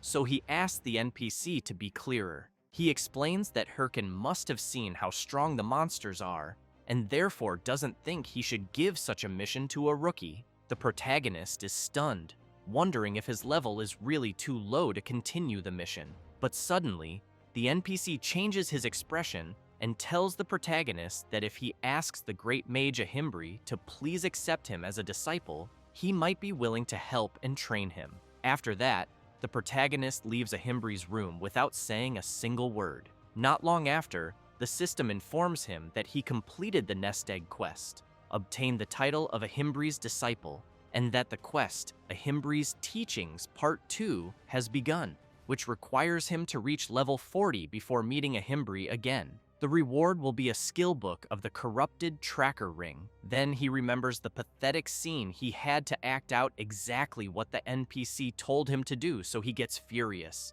thinking Ahimri really is a con artist. Meanwhile, in some dungeon, a fierce monster has been completely defeated. They shout to end the battle, and for anyone needing healing to head to the healers. One of the players tells his captain that their guild finally did something big. He agrees and asks the warrior to tell everyone to regroup after resting. He then runs over to another player, thanks him, and says he was even stronger than expected. That player is the knight who went after the protagonist. He replies that it was no problem at all, and that it was all thanks to the other players who supported him so well. The guild captain insists that wasn't the case and says that if it had been just them, at least 5 members would have died. That's why he believes it was thanks to him that they completed the raid with no casualties. He also admits he had doubts when he heard there were helpers who accepted money to assist in boss raids, and says he's really glad he hired him. Then he takes a pouch of coins and says it's all they have to offer. The knight notices that this isn't the promised payment. The captain awkwardly admits he knows that, but says it's separate from the original deal. However, the knight gets serious and says he won't accept it, as he doesn't like breaking the rules. This leaves the guild captain embarrassed and very surprised, and he apologizes, thinking the knight was just helping out for the money. While the captain wonders why a ranker would take on such a low-level raid, the knight walks off, saying he's going to collect all the items from the nest, as promised. The captain yells to warn him that there probably isn't anything of value in the nest. Meanwhile, the player thinks he got really lucky, since he never imagined he'd get a chance like this to obtain the Stone of Corruption. He remembers being worried when he heard the lizard dragon had respawned, thinking that Hey-Ho Mask might already be on the quest. But since the lizard dragon was still alive, he assumes the protagonist must have failed. So he jumps into the nest and thinks that defeating a boss isn't something you do with mechanics alone. He gets excited, knowing that all he has to do now is grab the Stone of Corruption and stop Heiho Mask from completing the quest. But then he's disappointed to realize the Stone of Corruption isn't there. He starts trembling with rage and shouts, cursing the protagonist. Meanwhile, the protagonist is logged out, staring intently at his phone. He takes a deep breath and says it's time, since during all those tough days, he kept telling himself that if he endured a bit longer, things would get better. But he gets nervous and decides that ends now. He builds up confidence and says he's going to do it. He's going to order steak. He grabs his phone, starts jumping around like crazy, and says he was trying to save on gas and food just in case. But now that he's completed the main quest, he figures it's okay to treat himself to a juicy steak, especially since he earned some extra money. So he thinks it's a fitting reward and time to convert it into real money. As soon as he does, he sees his massive balance in the account and gets excited, saying, "It's finally time for steak." But then he watches several deductions hit his account: debt payments, utility bills, and rent. His balance drops to 856.1, leaving him stunned, since that's not even enough to buy instant noodles. He starts pounding the floor and wonders why he works so hard and is still broke. Then he gets a message from Romeni, asking if he's still alive and if he quit WTube for good. He picks up his phone and thinks he forgot to update Romeni about his situation and that he can't make videos anymore because some lunatics are after him. But then he gets nervous and wonders if he really needs to be so cautious when he's practically starving. What did he even do wrong? He's just an innocent player enjoying the game. Frustrated, he gets up and decides he doesn't care anymore. He'll do whatever he wants. So he logs back into the game and goes to a creepy place that looks like a graveyard. The system notifies that he's entered the field of the forest of the dead. As he walks, he tells his summons that no matter how many times he comes here, it's always scary. He figures this is probably the best place for him to grind some experience, and the creepy atmosphere is also great for attracting views on his videos. With that, he turns around and calls his summons to hunt.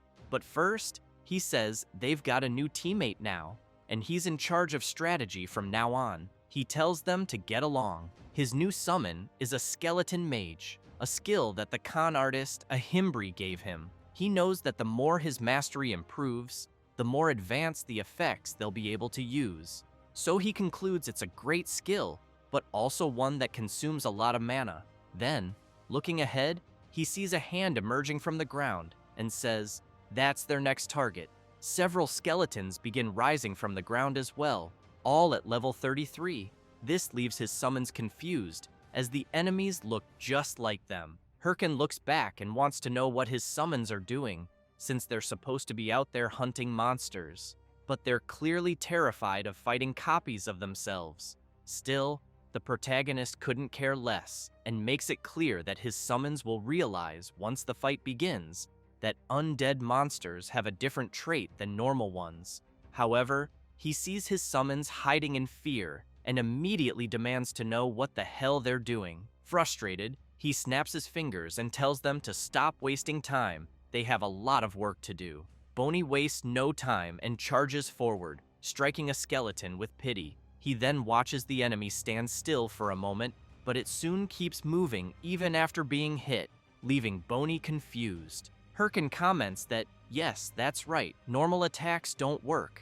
So he pulls a warhammer from his inventory, one that adds 35 strength and lands a simple hit on the skeleton, shattering it completely. He follows up with a blow to its skull, sending it flying, and thinks it was a perfect home run. He turns around and asks his summons if they saw what he just did. They just have to smash the skull. But what he sees instead is all of his summons holding their heads in fear of him, terrified that he might do the same to them. Herkin then says the goal is to hunt 100 skeletons in 100 minutes, because he's recording a timed attack video. With a sinister smile, he makes it very clear that if they fail, he won't let them leave. That instantly makes them dash off at full speed to hunt.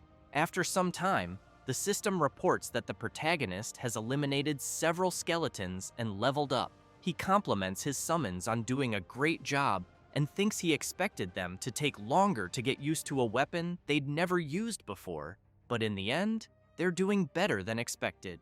Because of that, he believes the video will be a success, but he'll need to talk to Remeni first. That's when he senses a strange presence, and a massive level 35 skeleton warrior appears right in front of him. Herkin gets nervous, realizing this is a rare monster that spawns randomly. He also knows there's a chance it might come back in a bovine form, so he runs at full speed with his summons toward the boss, thinking that he's finally going to get steak. As he charges, he wonders what he should eat first, grilled or roasted. But then he sees the skeleton warrior swinging a massive axe and has to leap back quickly, or he would have been wiped out by the monster's powerful blow.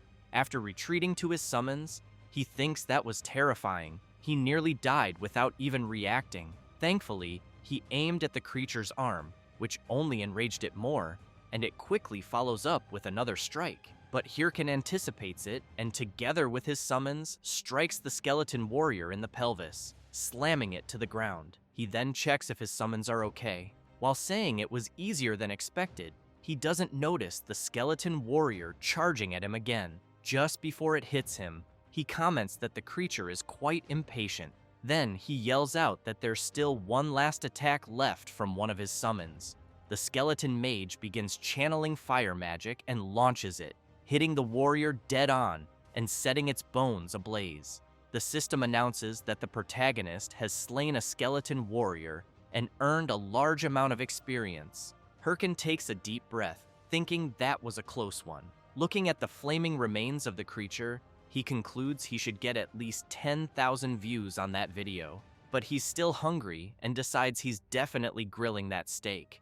At that moment, the system alerts that the field boss has detected the death of one of the protagonist's subordinates, which leaves Herkin confused. The system then continues warning that the field boss has found intruders, and finally, that the field boss is awakening. A massive magic circle appears right next to them. Then, its head begins to emerge, followed by its body, until a colossal creature fully materializes before Herkin and his summons. He's left speechless, unable to believe what he's seeing. The level 40 golden skeleton boss has appeared. He knows that the golden skeleton is the Forest of the Dead's boss, and the first mage class boss, a powerful one known as the Rookie Killer. He also recalls that the condition to make it appear was defeating several skeletons.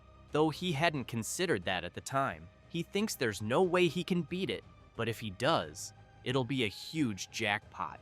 Then he gets an idea of how to pull it off if he buffs his skeletons.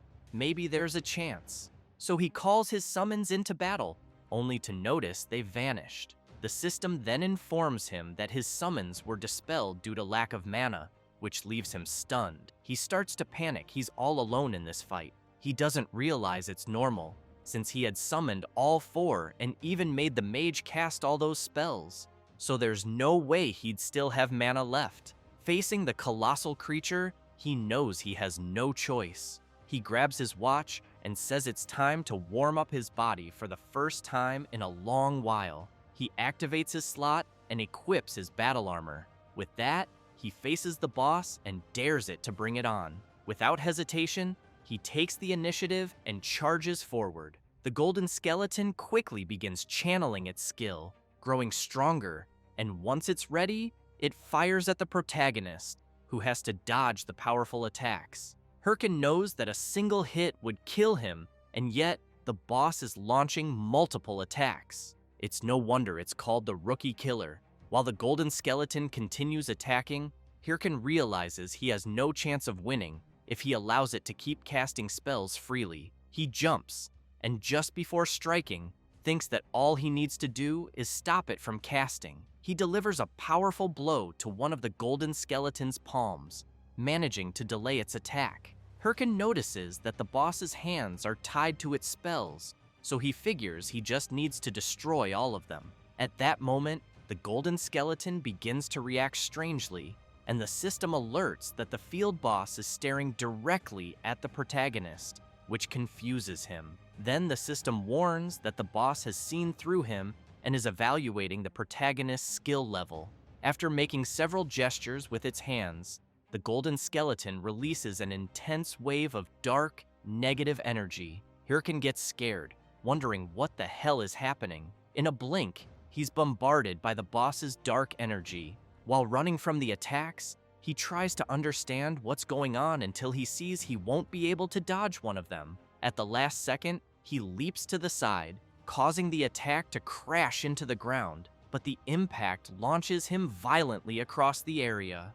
Lying on the ground, he catches his breath and questions the boss's insane attack pattern. He doesn't remember it being like this. He wonders if he's misremembering, or if the golden skeleton had hidden patterns, or maybe it just got rebalanced in a patch, like the Minotaur in the tutorial mission. That thought discourages him, since, unfortunately, he can't recall clearly after all.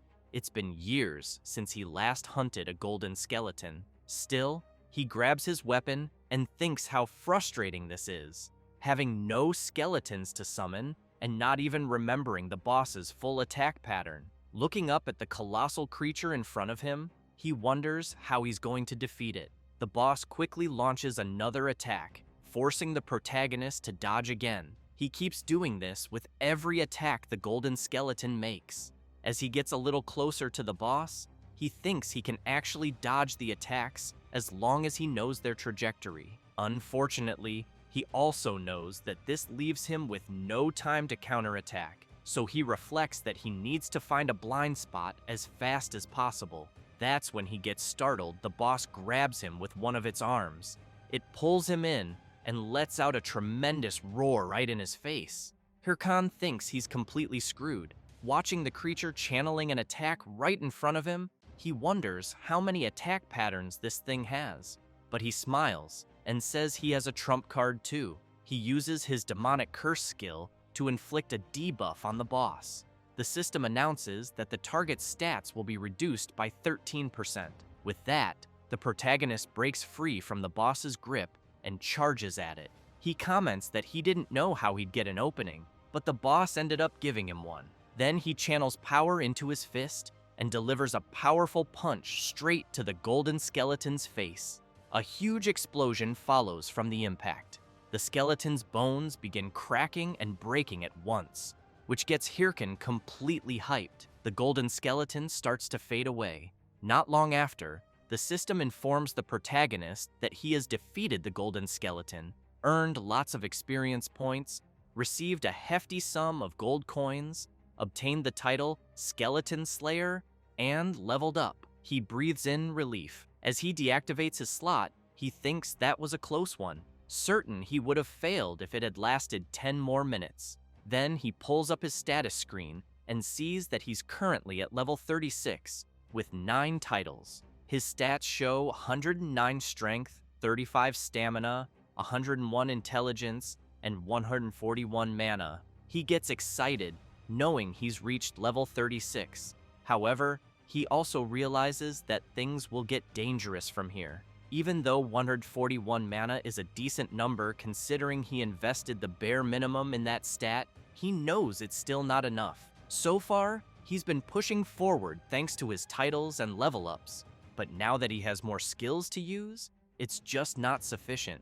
After all, he increased his strength for his skeleton warriors, but what's the point if the skeleton warriors vanish? He hangs his head, thinking he's already earned all the mana-related titles he can at this point, and wants new gear, but unfortunately, he has no money for that.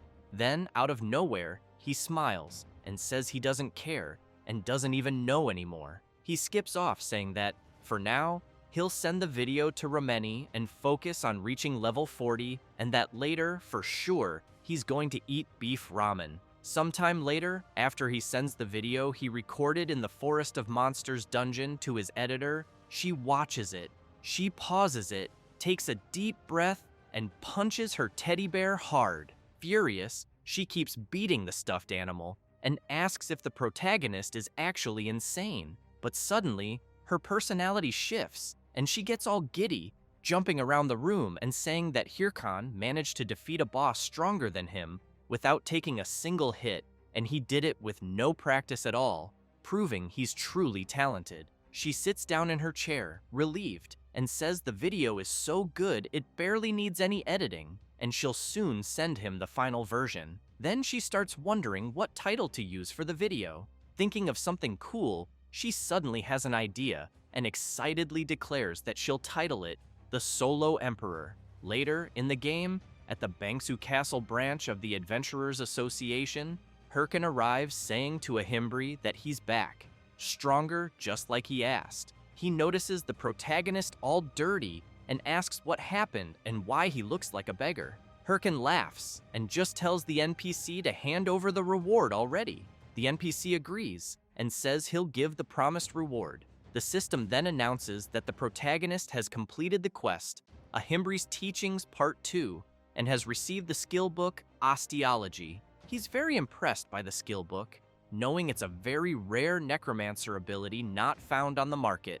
The skill increases the stats of all summoned skeletons by 5%, reduces the mana cost to summon and maintain them by 10%, and also allows summoning one additional skeleton. But what he needed most was precisely that mana cost reduction, so he starts thanking the NPC frantically. Ahimri also shows Herkin that he obtained the corrupted tracker ring, and that he should use the corrupted stone he brought to harness its power. The corrupted tracker ring is unique in the game's history and grants 2 bonus points to class-specific stats and 9 points to all attributes. When used together with the corrupted tracker necklace, all attributes are boosted by 21 more points. Herkin is drooling with happiness because he knows the corrupted tracker ring is that rare ring given only to the first players to complete the main storyline. He jumps to grab the ring and thanks the NPC, but Ahimri closes his hand and says, on second thought, he's not sure he can just hand it over. He turns away, leaving the protagonist confused. Then, Ahimri turns back, laughing, and tells him that if he wants the ring, he should come and take it if he can. Herkin laughs and says, all right.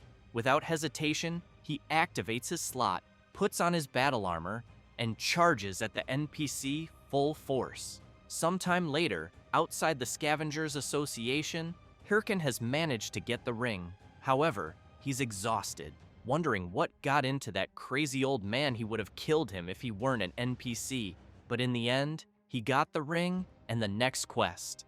Ahimri had told him that he'd lost contact with an agent named Miggy and that he thought the protagonist should visit Suryu Castle. Remembering that, he decides to let it slide for now. However, he knows that the Suryu Castle area is high level, so he figures he should level up more on the way. Then he sees several messages on his watch. It's Rameni with urgent news, saying she just posted the Golden Skeleton video on WTube and thinks he should take a look. The protagonist opens the video and immediately sees that it has over 2 million views, along with many comments praising him and asking for more, many of them including donations to the channel. He's blown away, wondering what the hell is happening. He drops to the ground in disbelief and starts counting how many zeros are in his account. Soon, he starts thinking about what to eat. Tomahawk, ribeye, filet mignon, sirloin, so many delicious things. He starts drooling, thinking he can now eat anything tasty he wants. Then he wonders about the jackpot he just hit. He knew the reactions would be good, but not this good. As he's thinking that he needs to log off soon, his watch beeps with a new message. It's a huge donation, and someone says they've been sending him messages. The message is from the recruitment leader of the Thunder Hunters Guild, saying they've tried reaching out several times but hadn't gotten a reply, so they're leaving a comment here. He says that the Thunder Hunters Guild would like to officially recruit him and asks if he could spare some time to discuss it with them. Herkin gets furious. He knows that the Thunder Hunters is Sio Yon's guild, the woman who kicked him out of the game in his previous life. He then remembers how persistent they were back then, and apparently, they're still doing the same thing. Furious, he flips off the message and says he wouldn't join the Thunder Hunters even if his life depended on it. But after thinking a bit more, he feels like he said this before. so he recalls his past life when he was furious and saying it was annoying as hell, and he wants to know why Sio Yon is being so persistent after being rejected so many times, especially since she was already in a guild. One of his friends at the time commented that he was pretty lucky, since the Thunder Hunters were one of the best guilds even among the top 30, and that the guild leader was the daughter of a rich family, so if he joined, he'd definitely get a six-figure salary. His other friend added that it made sense they were after someone like Herkin. Then he smiled and explained that it was because the protagonist was really good at the game, and in all the raid videos from his guild, every single comment was just about him. He finished by saying that, honestly, Herkin was way too good for them. Herkin took a deep breath and quickly asked them to stop, making it clear he didn't care about the six-figure salary because he didn't want to join the Thunder Hunters, and the money would come once their own guild became the strongest. Plus, he preferred to keep playing with his current guild. His friend gave a fake little laugh and said he was right. So, after remembering all that, he feels even more frustrated now, but he knows they don't need to betray him again over it. He starts slapping his own face and thinks it's not time to get drunk on the money. He's got a lot of work to do, so he pulls out the skeleton fragments and throws them. As soon as he summons them all, he makes it clear to his minions that they know he was the one who did everything in the Golden Skeleton raid and that they did nothing. He explains that they're going to start training again because they need to move more efficiently and can't repeat what happened last time, so he asks if they're up for it. But he ends up seeing his old friends in his summons faces, then quickly realizes they're not them, and that makes him happy, thinking this time will be different. He calls his summons to become the strongest, then says their next destination is Suryu Castle, and asks if they should train along the way. All his summons nod, suggesting yes. With that, Herkin summons his weapon and says the training will be simple, they're just going to run all the way there. And if any of them fall behind, they'll get punished. That makes them take off running at full speed, afraid of getting hit. And so, they head for Suryu Castle. Meanwhile, Sil is deep in thought. A mage approaches and asks what she's thinking about. She's standing over several defeated monsters. The mage informs her lady that it's almost time for the meeting. This is Hatch from the Thunder Hunters Guild. Sil jumps down from where she was and quickly asks how the progress is going on the Corrupted Count mission. Hatch says they haven't made any progress yet and still haven't found any clue for the next quest. Sil gets furious and says she can't believe they let the Hydra Guild grab the main quest before them. Hatch tries to argue, saying she thinks they'll find it soon, since they're going to a meeting with the leaders of all 30 top guilds. Sil emphasizes that there's no way a meeting with those losers will be useful. Even so, Hatch asks the guildmaster to be careful as she walks away. Guys, here's a quick recap of the latest chapters to keep you updated. The protagonist's WTube video was a hit, and he made a lot of money overnight. He was also close to losing control, but thanks to the person responsible for everything he went through, the flames of his revenge were reignited, so he decided to walk the path of a hungry beast. The first thing he did was go to the loan shark he had borrowed money from, and as soon as he got there, he threw down his money bag and made it clear he would pay the full debt, principal, and interest in cash, which surprised the loan shark. Jaehyun, as he's called in real life, after handing over the money, asked if everything was okay. Next, the protagonist bought rare skill books, which made him quite happy. However, once back in the game, he knew he was broke again, with his account balance at 0. Surrounded by his summons, Herkin lamented that he thought he was ready for this, but admitted that seeing his bank account still hurt. He quickly decided to forget about it and learn the new skills he bought. He wasted no time and learned them. The system then informed him he had acquired the skin grafting skill, a level F mastery passive that increases defense by attaching monster remains to his skin. If he takes too much damage, the material must be replaced. He decided to test it right away, and the system asked if he wanted to use the skeleton warrior's horns to enhance it. He said yes, and the system notified that he had gained the essence of a skeleton warrior and 5 defense points. Curious, he equipped a sword and tested it by attacking himself. He was pleased and commented that he was perfectly fine and that it was much better than expected since nothing happened to him. Then he moved on to the next skill. The system notified him he had acquired the Curse of Sloth skill, allowing him to cast a curse that slows the target's movements. The larger, faster, and stronger the target, the more mana it consumes and the shorter the duration. Herkin found it interesting, looked to the side, saw his summons, and tested the skill on them, concluding it could be useful in battle. Finally, he opened his last book. The system then informed him he had obtained the Golem summoning skill. Herkin knew this was the hardest skill to get and the one he wanted most. He tested it immediately, which even surprised his summons. He smiled, and seeing his summoned golem, said he could finally summon it. Then he shouted that a necromancer is nothing without golems, and judging by the size of his new summon, he knew it was more reliable than any of the tanks there. He smiled and snapped his fingers, activating his copy mode, passive, on the golem. He then created a bond with the summon, knowing it had a copy mode that could sync its movements with his. By combining the golem's strength with his own movements, he believed it could be ridiculously effective. However, the golem just stood still, shocking the summons and driving the protagonist crazy, wondering why it didn't work. He questioned whether it was a bug, but then the golem mimicked his earlier movement, leaving everyone speechless. Herkin wondered if this was faster than his other summons could react, then laughed and asked himself what he should do next.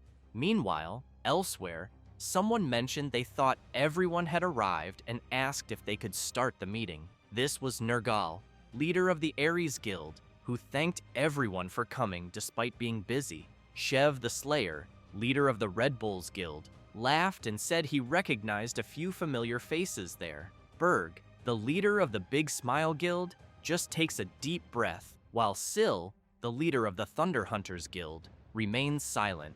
Berg wants to know if 29 were invited, and only 4 showed up. Chev laughs and says more people came than he expected, since they're talking about the top 30 guilds.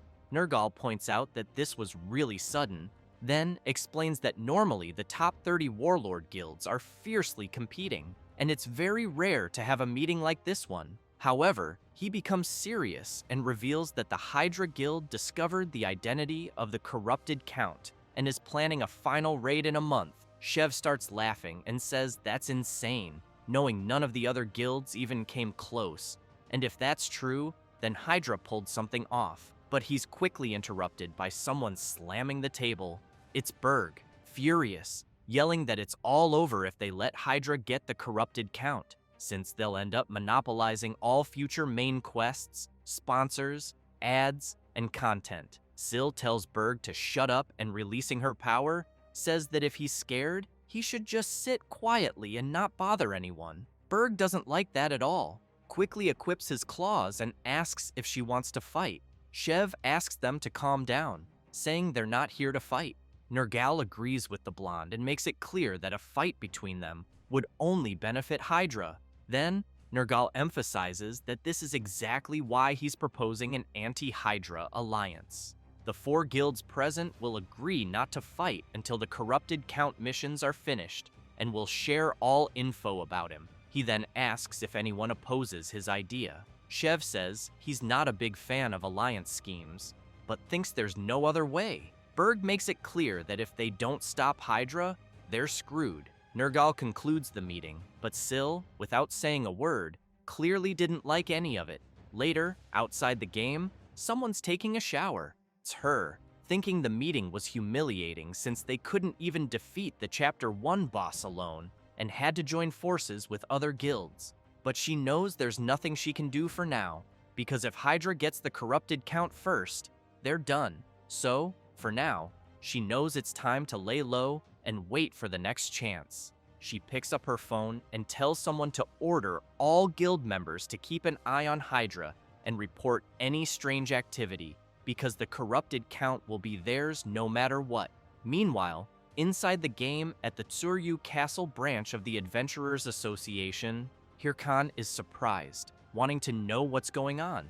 A guy says he already asked him to go to the Bobaru forest. He explains that's where Agent Miggy disappeared and that the protagonist should search the area for traces. Herkin says he knows the Bobaru forest is full of level 70 monsters, a dangerous area, and that he could die instantly if he goes there now. The adventurer sighs and says that's exactly why he's asking him, a disciple of Ahimri. He then makes it clear that if the protagonist refuses, he'll lose his status as a corruption tracker, which scares him even more. After leaving the association, Herkin sits by a fountain thinking, and concludes he's totally screwed. He opens his quest window and sees he has to find the missing Agent Miggy, who's investigating the corrupted stones, and continue the mission with a reward of 500 gold coins and additional rewards. The penalty is losing the corrupted tracker title. If the quest isn't completed in time, he has 29 days, 9 hours, and 33 minutes. Herkin gets furious, knowing that if he loses his corrupted tracker status, he'll be kicked from the main quest. Scared, he realizes that accepting all those high-level quests backfired, since he normally wouldn't be able to complete them, but somehow managed an advance to the next stage. And to make things worse, he now accepted a quest meant for level 60 or higher, so he finds himself at a crossroads, wondering what to do, knowing he can't just give up on the main quest like that. But at the same time, he knows he can't go to the Bobaru forest either. That's when he overhears a player asking a mage if she thinks the Hydra Guild will complete the main quest. Because if they do, he believes they'll definitely rise above the other guilds. The mage emphasizes that the rest of the top 30 guilds haven't even managed to start the main quest. The player then asks what'll happen to the other main quests if the corrupted count is defeated, which scares Herkin quite a bit, but he quickly smiles, looks at his watch, and realizes that maybe he doesn't need to go to the Bobaru forest after all. Meanwhile, someone is observing a huge castle from afar, reporting that nothing special has happened and that his and his friend's mission is finally ending, since having to sit and watch the castle for hours every day was starting to drive him crazy. He asks if his friend agrees. After getting no reply, he calls out to him, his friend being Nadal, 8th in command of Hydra.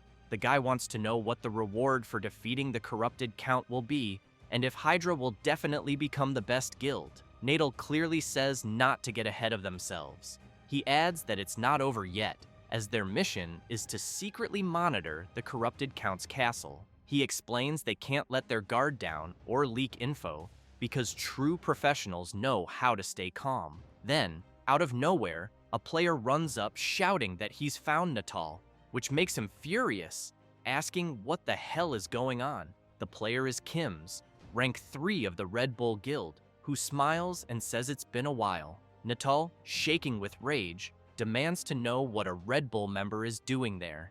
Kim says the boss on that mountain is high level, so he came to defeat it. He then asks if that's not what they're there for too. Natal looks at his friend, knowing they can't reveal their real mission, and replies that yes, that's exactly why. But Kim's walks up and asks why he looks like he's dying to take a dump, which enrages Natal even more, yelling that it's not true. Kim's turns and says he's leaving, and tells Natal to feel free to go relieve himself, making him even crazier with rage, screaming that he already said that's not it. So Kim's walks away while Natal yells at him to come back. After walking a bit, Kim's taps his watch and informs someone that the 8th in command of Hydra is there, and that it looks like the lead they got was true. Chev and Yahello are listening as Kim's passes on the information. The leader says it's unbelievable that the anonymous lead about the corrupted count's location was accurate. Yahello says she was sure it was a prank, but in the end, they sent Kim's just in case. So she points out that they were given such important information way too easily. She wonders what the motive is. Chev says he doesn't know, but maybe it's someone inside Hydra holding a grudge against their own guild. Kim's chimes in, saying they're not really in a position to be picky about things like that, since they were about to lose everything to Hydra, so he asks if he can start a fight to buy them some time. but Yell tells him no and says to fall back for now, since if that really is the corrupted Count's location, then most of Hydra's forces must be there, and they can't afford to lose one of their top members right now. Kim says the leader is being too soft on him, since it's not like the Red Bulls will fall apart if he's not around. But at that moment, someone charges at him and a massive explosion goes off. Chev and Yell are immediately concerned about their friend. As the dust settles, Kims finds a sword pointed at his face and realizes they weren't the only ones who got the anonymous tip. He then starts laughing and announces that the princess of the Thunder Hunters is there. She immediately demands that Kims tell her everything he knows or she'll eliminate him right there. This is the Thunder Princess, Hahui, from the Thunder Hunters Guild. Meanwhile, a bear growls fiercely as the protagonist's golem prepares for battle. The massive bear wastes no time and strikes the golem, which simply defends against the attacks. Eventually, it spots an opening and counterattacks, while the protagonist's summons watch the fight. The battle rages on, and the skeletons are enjoying the show while eating popcorn. Herkin, however, is puzzled, checking his status and wondering why everything is so quiet, since he's sure the emails were sent and he should be getting replies. He knows the only way to solve this without going to Bobaru Forest is to force the mission to end. He's aware that Warlord's main story consists of many chapters. The current one is Chapter 1, The Corrupted Count. And when the Corrupted Count is defeated, the chapter ends and all related missions are forcefully concluded. He takes a deep breath and realizes that even if he tried to defeat the Corrupted Count himself, he wouldn't make it in time. So he prefers to move on to the next chapter within the remaining time. He then starts yelling that he doesn't care who it is. He just needs someone to defeat the Corrupted Count. That's exactly why he's spreading the information to several guilds, except for Sio Yon's. So he wonders why no one is responding. Suddenly, something catches his attention. The system notifies him that the Hydra Guild is starting a live stream. Meanwhile, his golem is being severely attacked, having its arms broken, and the giant bear doesn't stop, launching another powerful blow. But Herkin shows up, punching the bear in the head and telling it to shut up and stay quiet while he's thinking. He makes it clear that he needs to watch a stream, so he wants peace. After sitting down to watch the live stream, a host greets all viewers and announces that the Hydra Guild was the first to discover the identity of the Corrupted Count and is planning to attempt a raid. The planned date for the raid is, Herkin hopes it's sometime this month. Then the host says it'll be in 3 days, which really surprises the protagonist. The stream ends, and he comments that it's sooner than expected, but not shocking, just as he predicted. He starts laughing like a maniac and thinks this is perfect. He then orders his golem to resume fighting the bear. While they fight, he remarks that Hydra probably got nervous because he spread the info to other guilds. Since he knows that if it's Hydra, there's nothing to worry about. They're far ahead of the other guilds in terms of progress on the main quest, and have many skilled players. So he concludes that once the main mission ends, his biggest obstacle will be gone, and in 3 days, his happy life will begin. After some time, the 3 days pass, and many players are being defeated. The system announces that all Hydra Guild members died in the raid and the mission failed, leaving the protagonist in utter disbelief. He throws his phone to the ground and yells, demanding to know if they're messing with him. He shouts that if they were going to start the raid so early, the least they could have had was a plan. He wants to know why they even tried if they were going to fail in an hour. He also questions whether he overestimated them and if he now needs to start looking for alternatives. Then he sees that the Red Bulls Guild has started a live stream. He quickly grabs his phone and wonders if Red Bulls is where the Slayer Chev is from. Meanwhile, in the game, Chev the Slayer comments that since the field is being reset, he assumes the Hydra Guild's raid failed. He then asks if his soldiers saw what happened. He explains that the Corrupted Count is a powerful enemy, powerful enough to massacre even the Hydra Guild. And not only that, but they also won't have backup item supplies, meaning their chances of success will be very low. Even so, Chev slams his sword into the ground and shouts, making it clear that the Red Bulls Guild will accept the challenge. The soldiers immediately start yelling, fired up for the battle ahead. Jae-hyun, watching the stream, wonders if the Red Bulls Guild is really going to start the Corrupted Count quest, since even though they're good, he knows it's still not enough. Then he's surprised to hear Chev announce that they'll be joined in the raid by their partner, the Guildmaster of the Thunder Hunters, the Queen of Thunder, Sil. This leaves the protagonist confused after realizing it's Sio Yon. A bit earlier, at the Red Bulls camp, Chev was commenting on how unexpected it was that the Queen of Thunder herself requested a meeting, so he wants to know if she's declaring war. Sil replies, no, that for now, they're still allies. Chev looks at Kim's and says he heard one of his men got beaten up, while Sil says it was nothing, just their guild's way of saying hello. Hahui sticks her tongue out at Kim's, teasing him. Chev then gets serious and asks to cut to the point, saying he heard they have info on the corrupted. He pretends not to know what she's talking about, but Sil says she doesn't have time for games, and that she's confirmed some members of the top 30 guilds received information about the corrupted count, and that since someone like him, who couldn't even begin tracking the count, suddenly started doing it, even an idiot would notice. He laughs and admits she caught him, saying it's true, but notes they don't know who provided the tip. She gives a sinister laugh and asks if he really thinks the Hydra Guild will succeed. Chev says he's not sure. Sil replies they'll fail, and that they moved up the raid date just to be first. But she knows the corrupted count is the first boss, so it won't be that easy. They'd have better chances if they let others go first to gather information. Chev gets serious and says he's sure she didn't come just to talk about Hydra, so what's her real point? She gives a slight smile, then slams her sword hard into the table, even surprising the Red Bulls leader.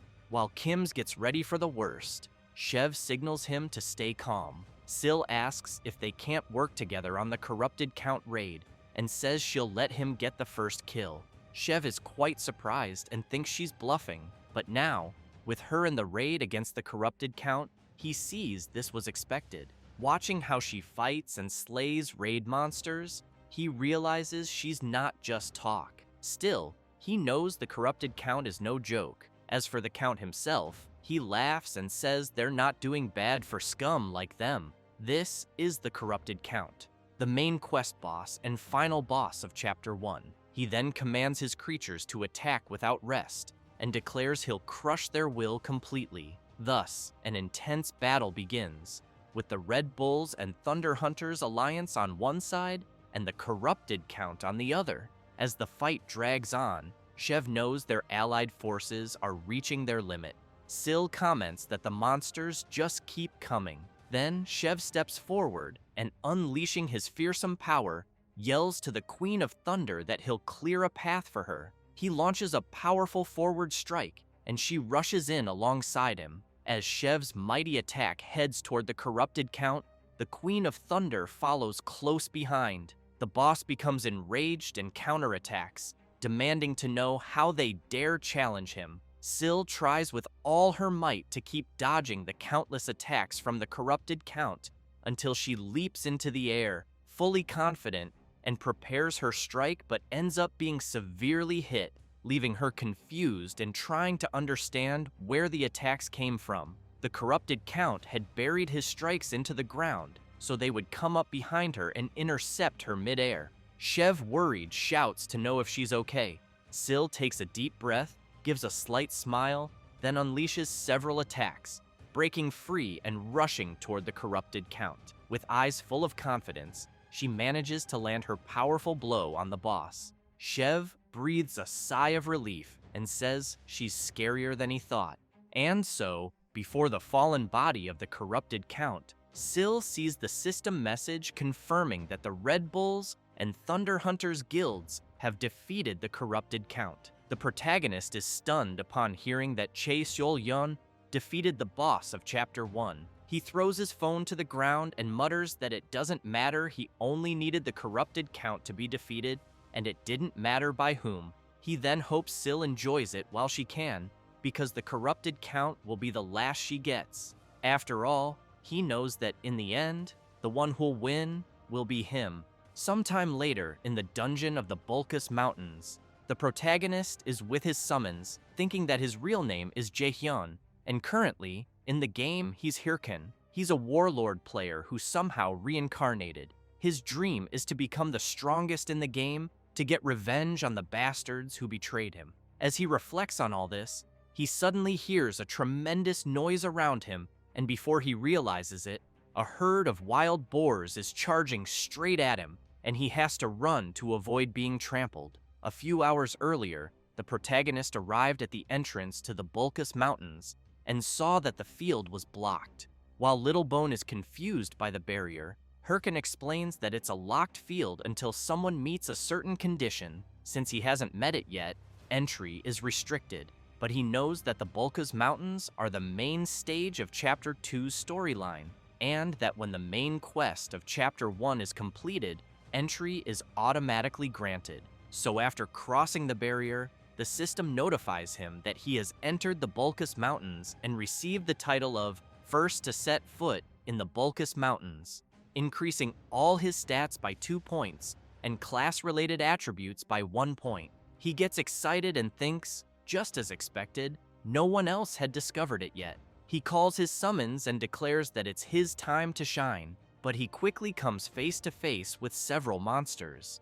The monsters in question are all wild boars, level 60, fierce beasts that roam in packs. Herkin, being only level 41, is shocked to encounter them right away. Back in the present, the boars are enraged and charging after the protagonist, who keeps running and wondering how he got so unlucky and how the hell he ran into those boars as soon as he entered. He also thinks some people have probably already noticed the blocked field is now open, so he can't afford to waste any more time there. He knows his chances are low, but still, it looks like he has to try. So he shouts for his summons to activate their helms and charge at the boars. However, the creatures are so strong that they easily defeat the protagonist's summons. As Herkin retreats, thinking his summons were wiped out in a single hit, the system notifies that the skeleton warrior has been destroyed after taking too much damage. The protagonist then smiles and says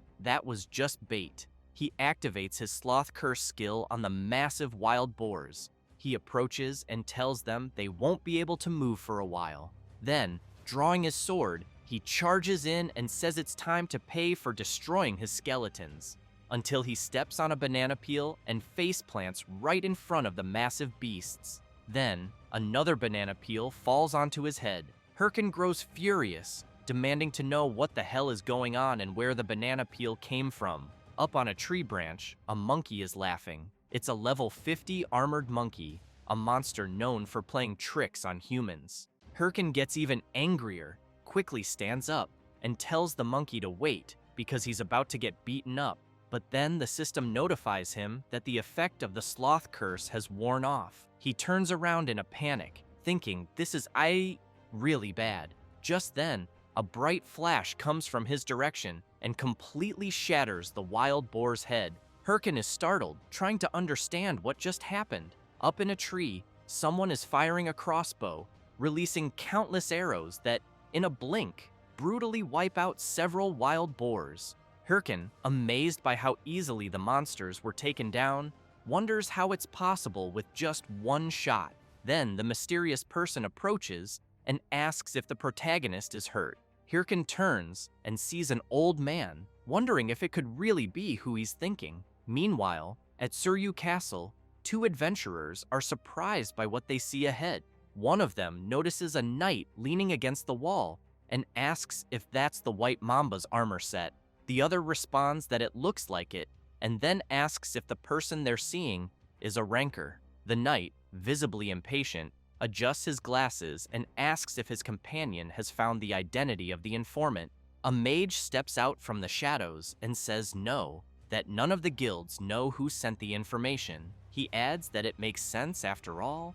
We're talking about someone who knew the identity of the corrupted count and was willing to give that information away for free. So how are they supposed to find someone like that? The knight also wants to know about the Ha-Ho mask if his friend has any updates. The mage replies that he's just posting regular hunting videos, and that it seems to be something about giant bears. The knight begins to get angry while the mage continues, saying there's no way a newbie who just started the main storyline could be behind all this. He then asks where the knight's next assistant job will be. The knight says it'll be with the Sweepers Guild. The mage, frustrated, comments that it looks like they're going to be really busy again. The knight assures him he'll handle the assistant job and asks his friend to focus on finding the person who leaked the information. He emphasizes that they don't know who this person is, but swears he'll make sure they pay for destroying the balance of the world.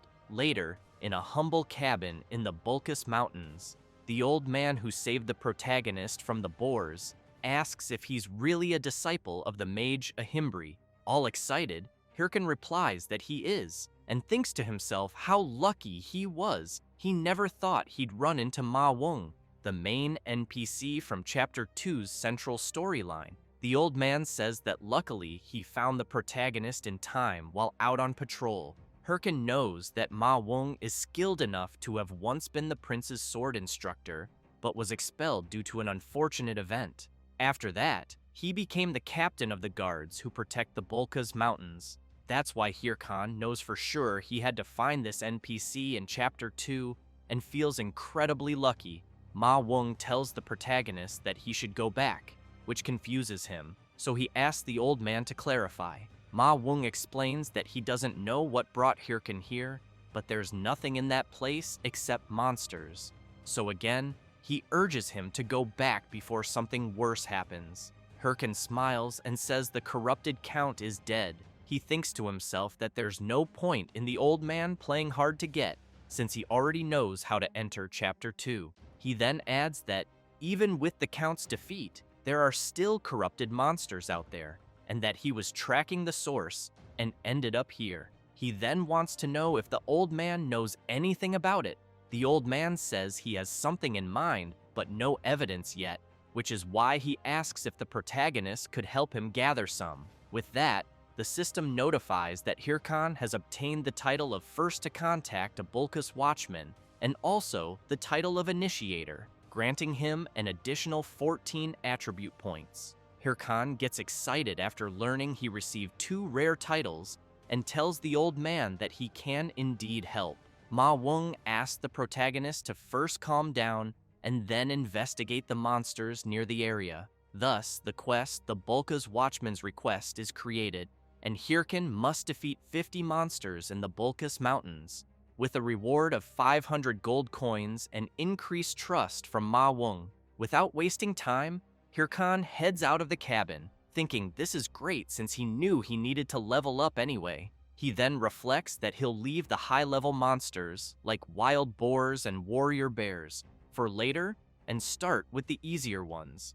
Until he remembers something. Recalling how the armored monkey mocked him, he decides he'll start with it and wonders how he's going to make it pay. Later, still in the Bulkus Mountains dungeon, a player slips on a banana peel, followed by another. This keeps happening for a while, and the armored monkey just laughs at the players. Then another player starts walking by, and the monkey immediately sets its sights on its next victim. It gets ready, but Herkin suddenly appears behind it and says he finally found it. The monkey turns around awkwardly, and the protagonist, with a bizarre expression, says he's going to eliminate it. Without hesitation, he grabs his sword and charges at the creature. However, the armored monkey easily dodges all of the protagonist's attacks. Herkin tries everything to land a hit, but the monkey always evades. Then the monkey increases its speed and quickly flees. The protagonist chases after it, furious. While chasing the creature, he thinks about how annoying the monkey is so fast, and the trees keep getting in the way, making it hard to attack. So he stops on a tree branch, prepares an attack, and throws his sword at the monkey. The creature notices the attack coming and gets really scared. The protagonist's sword hits, but it lands right beside the monkey, scaring it even more. The creature starts laughing at the protagonist, but Herkin makes it clear that the sword attack was just a distraction. Right then, his golem appears and delivers a powerful punch, causing massive destruction. Herkin watches from afar, and it doesn't take long for the system to inform him that he has earned the title of being the first to hunt down and eliminate an armored monkey. Herkin is pleased, and thinks it's time to start hunting more of them. Meanwhile, several cameras are snapping photos, as Chev the Slayer and Sil the Queen of Thunder are there. They shout out congratulations to the Red Bull Guild's Red Bull, and to Sil from the Thunder Hunters for completing the first chapter's boss raid. Then, a reporter player approaches the Queen of Thunder and asks if she'd like to say something. She gives a slight smile and says she thinks they were really lucky this time, but they'll keep working hard to bring good results in the future. However, off camera, she looks displeased. Hahui, walking with the Queen of Thunder, says she's the best. Then he admits he thought they were done for when the last wave of monsters came, but then she appeared, jumped in alone, and defeated the corrupted Count. Sil says she was lucky and emphasizes that they couldn't have done it without the Red Bulls. Still, she knows that to achieve a full victory, they need the skills of the player known as Heiho Mask. Disappointed, she asks Hahui to call Hatch. Shocked, he yells, wanting to know why the Queen of Thunder would need that loser. Sil becomes serious and makes it clear that there's something they need to hunt. Meanwhile, something is breaking, and the system soon informs that the protagonist's equipment durability has dropped to 0 and was destroyed. Herkin looks at his sword in frustration and thinks it's time to look for new gear. But he knows the problem is that he has no money, so he concludes that his only option is to try for gems, since he knows they have a very low drop rate from monsters and are used to craft items. For example, the Green Goblin gem grants 1 extra point of dexterity. The Werewolf gem grants 2 extra points in the attack attribute. They also have additional effects depending on the monster they drop from. He then thinks that gems dropped by armored monkeys are great for making equipment. With that, he summons his creatures and shouts that they're going to hunt every last armored monkey. 9 hours later, Herkin is devastated, as he had no success in getting any gem drops. And, looking at the pile of countless armored monkeys, he wonders if a drop should have happened by now. Then, with a crazed expression, he tells his summons that he'll try just one more, because he thinks maybe this time it will drop. Suddenly, someone approaches, calling out to the protagonist. A warrior in sinister armor says that Herkin must be Heiho Mask. The protagonist is intrigued, wondering who this person appearing out of nowhere could be. Looking more closely, he notices the man is decked out in a full and expensive fire lizard set and wields a hero orc sword, meaning he's at least level 70. So he starts thinking maybe the guy is one of those players. The man introduces himself as Quixote. Then, he starts making some strange movements, and as soon as he stops in a completely ridiculous pose, he officially challenges the protagonist to a duel. Herkin is confused, wondering what the hell the guy in front of him is doing, while Quixote comments that he heard the protagonist is getting popular on WTube, so he points out that beating him would make him popular too. Herkin thinks that he must be just another attention-starved loser. He turns away and says he's busy and tells him to get lost. Quixote yells, asking the protagonist to wait. Herkin, irritated, wonders why the gem isn't dropping, and now there's a crazy idiot bothering him on top of it. Quixote shouts that he'll pay 5,000 gold if the protagonist fights him. Herkin stops when he hears that, quickly turns around and runs up to the player, saying he'll gladly accept the duel and welcomes him, calling him a customer, and thinking that he loves customers. A few hours earlier, Quixote was thinking about himself, believing he was the hero of justice, and that, thanks to his talent, he, Quixote, was a hero who was always the center of attention, no matter what game he played. Well, at least that's what he thought, because in Warlord, no one really paid much attention to him, since he always heard people saying it was much more fun to watch Heiho Mask, and as soon as he looked around, he saw that no one was paying attention to him. and he only heard people asking each other if they had seen the new video from Heiho Mask. That made him furious. He punched the ground and, thinking about Heiho Mask, began yelling that he was being buried by him because they started the game at the same time. Kyoto knew his opponent's level was lower than his, and that he didn't even have good items, so he wondered why everyone loved him. Then, upon realizing something, he questioned where he was, since he had run off without thinking and ended up there. And as he looked ahead, he saw a player surrounded by little creatures. But upon closer inspection, he realized it was Heiho Mask. However, he knew that was supposed to be a blocked field, so why was he hunting there? Then he had an idea. What if he posted a video of himself defeating Heiho Mask? If it worked, could he steal all his fame? So back to the present, Kyoto removes all his gear except his helmet and tells the protagonist that he'll give him 5,000 gold if he can beat him in a duel. Herkin can't believe what he's seeing and yells, wanting to know why the hell he's stripping if he said he wanted to fight. Kyoto replies that it's to make it a fair fight and emphasizes that, from what he heard, it seems the protagonist's armor just broke. Herkin doesn't like hearing that. He didn't expect his opponent to know about it. Kyoto insists that what he wants is a fair one-on-one battle and that he doesn't want anyone saying he only won because of his gear, which is why he asked the protagonist to give it his all. Still in disbelief, Herkin wants to know if his opponent really thinks he'll take him seriously dressed like that. But as Kyoto charges at him without hesitation, he shouts for them to cut the chatter and just fight already. Herkin dodges the first strike and points out that Kyoto should listen when people talk, but the player doesn't care and keeps launching a flurry of attacks, forcing Herkin to dodge all of them. Kyoto gets irritated and demands that the protagonist fight back instead of just defending. While still dodging, Herkin tells Kyoto to make him do it, which enrages him even more, prompting him to activate his booster skill and throw a powerful punch. Herkin worries if he'll have time to dodge, but ends up getting hit and is sent flying. Lying on the ground, Herkin realizes his opponent just used the booster skill, a warrior class ability that speeds up movement for a moment.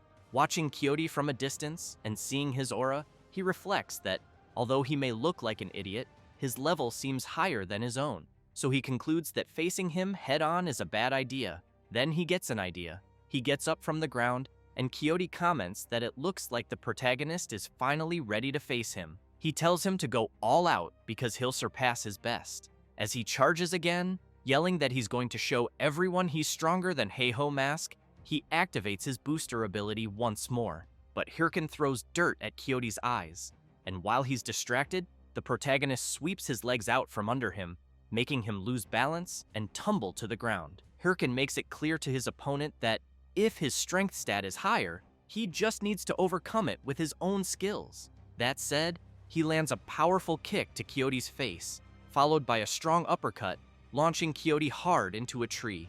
The player trembles with rage, calls Herkin a coward, and demands to know how he considers what he just did a skill.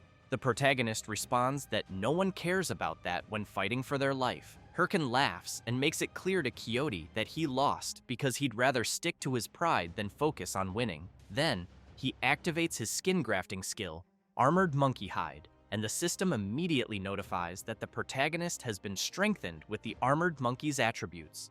Kyoto becomes very worried and thinks that if he's hit by that, he'll definitely die. With a sinister aura, Herkin tells Kyoto that he's the one who started this fight, so he better be ready for it.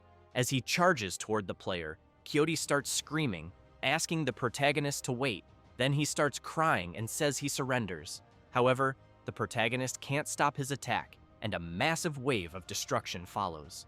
Fortunately, and luckily for Kyoto, Herkin manages to change the direction of his blow, hitting right beside his opponent's head. The tree and everything behind it are completely destroyed. Kyoto trembles in fear, thinking it was so terrifying that he almost forgot he was in a game. Herkin laughs and tells Kyoto to hand over the 5,000 gold already. However, he adds that he's sure his opponent would prefer not to be forcibly logged out for 2 days, so he suggests they settle things peacefully from now on. Kyoto removes his helmet and shouts that Heiho Mask is an amazing guy. He also says the protagonist is so strong and impressive, which scares him, wondering what's gotten into this guy. The blonde emphasizes that he, Kyoto, admits defeat, and hands over the 5,000 gold he promised, along with his sword. Herkin looks at the sword in his hand and realizes it's the hero orc sword, marveling at it, saying he knows it grants plus 66 strength, plus 66 vitality, and also ignores 9% of defense, and figures it must be worth at least 15,000 gold at auction. However, he tries to stay calm and asks why the blonde is giving him such a rare item. Quixote smiles and asks the protagonist to consider it a token of his gratitude. He then explains that he had been blinded by popularity all this time and didn't work hard to actually get stronger, and that Herkin made him realize that. With that, he strikes a ridiculous pose and asks the protagonist to please accept it, emphasizing that he's truly worthy of becoming his brother. Herkin is dumbfounded by the scene before him and wonders if that's really the reason he gave him the sword. But he also knows that while Quixote may seem like an idiot, he might have a cool side. Still, he kicks the blonde and asks if that's what he thought he was going to say, then tells him to go to hell and fuck off. He then tells his summons to get him. Later, Quixote is left with a swollen face after getting thoroughly beaten. He tries to explain again, saying his full name is Don Quixote, and that he'll return when he becomes worthy of being the protagonist's brother. As Herkin walks off with his summons, Quixote continues shouting that he'll be looking forward to the day they meet again. The protagonist smiles and comments that it looks like Quixote is having fun with the game. Then, changing the subject, he starts laughing like a madman while looking at his new sword and says that now that he's got it, he won't need to hunt armored monkeys anymore. He reflects that now he should be ready to take on the next quest, but suddenly turns with a calm expression and asks his summons if maybe he should just hunt 100 more armored monkeys, because he feels like something really good will drop this time. All his summons hate the idea and start grabbing him, trying to stop him from going after that. After returning and handing in the requested items, NPC Ma Wung says it was 950 armored monkeys, 104 fang wolves, and 76 venomous lizards. He praises the protagonist, saying he did a great job, adds that the investigation is progressing well thanks to him, but wants to know what's with that expression on the protagonist's face. Herkin gets embarrassed, apologizes, and says he was just thinking about how to spend the money he earned. Wung stands up and says that since the next quest will be especially dangerous, he points to the map and explains that near the mountain peak, a warrior bear has appeared. He adds that warrior bears are about 4 meters tall and are equipped with armor like human warriors. So he emphasizes that if the protagonist can find out where they're getting their weapons from, it would greatly help in discovering the identity of the corrupted one. Herkin stands up from the chair and comments that, in other words, Wung wants him to defeat them and bring back one of their weapons. The NPC asks if the protagonist thinks he'll be okay going alone, since even guards have trouble dealing with them solo, and suggests he should look for someone else. But Herkin makes it clear he'll be fine, and already knows how to handle warrior bears. Not long after, Herkin arrives at a place near the mountain and thinks this must be the spot. He then calls his summons and, all excited, says it's time to spend a little. When he opens the auction window, the system informs him that he can now participate in auctions with other players. Herkin has in mind that the best item he can buy at his current level is the skeletal snake set. He then buys the skeletal snake shoulder guard, followed by the boots, gloves, and helmet from the same set. The system informs him that his defense has increased by 70 points, mana by 34, and strength by 34 as well, and that his mana consumption will now be reduced by 10% when the full set is equipped. It also shows that he spent 37,996 gold. Herkin tries to contain himself but can't, and starts spinning on the ground upside down, saying that, so this is what it feels like to have money, and that he'll buy all the skill books for his level with the gold he has left. Soon after, the system announces that he has bought the skill books for Corrosive Spirit, Blindness, Muscle Modification, False Heart, Bone Bomb, and Hardening, and that the total for all those books was 17,593 gold. Even more excited, Herkin says he knows he's still a bit below the warrior bear's level, but with all that, he thinks he'll be fine. Then one of his summons taps him on the shoulder, and when he turns to see what it is, he finds all his summons staring at him with a strange expression as if asking whether he's not going to give them anything. Herkin turns back and admits he forgot about them and will look for something nice for them. However, the system informs him that he currently has insufficient funds, which makes him worried, wondering if he's already broke again. So, feeling awkward, he turns to them and says, "Looks like his money ran out." Herkin immediately gets scared when he sees that the attitude of his summons has turned creepy. While he tries to explain that it wasn't on purpose, some creatures appear behind him. Without any warning or order, his summons charge at the creatures, while the protagonist shouts that maybe he'll get more money when they eliminate them. Herkin feels a bit relieved watching his summons finish off the boars and thinks, thankfully, some wild creatures showed up at the perfect time. A few moments later, the last wild boar is tied up with a very sad face, and Boney is licking his sword with a very sinister look. Herkin tells them to stop wasting time and finish off the boar already, as he'll equip them on the way. Then, out of nowhere, a powerful attack hits the big boar. The protagonist immediately turns to see who did that, and soon some players appear, demanding to know who he thinks he is, hunting there without permission, since that area belongs to the Apollo Guild. Herkin pauses, and looking at the players in front of him, concludes that they're just another bunch of losers. The guys introduce themselves. One says his name is Ajang, the other Wang Zhang, and finally, the last one Iljang, and they declare they are the great trio of the Apollo Guild. Herkin laughs and says he gets it, but without any mercy or pity, he quickly launches several consecutive attacks on all three. He then makes it clear they're just a bunch of losers trying to annoy him. Turning away, he wonders why he's been attracting so many people lately, and considers that maybe he needs to see a shaman or something. As he leaves with his summons, saying he just wasted his time there, the players are left trembling on the ground. But Wang Zhang, using what little strength he has left, thinks that the protagonist actually dared to lay a hand on his guild and that they'll make him regret it, so he taps his watch and reports everything that happened to his superiors. Not long after, a man next to a giant tiger, upon hearing about the earlier incident, wants to know if the protagonist really attacked his subordinates even after hearing his name. The guild member confirms it and emphasizes that's what Wang Zhang reported.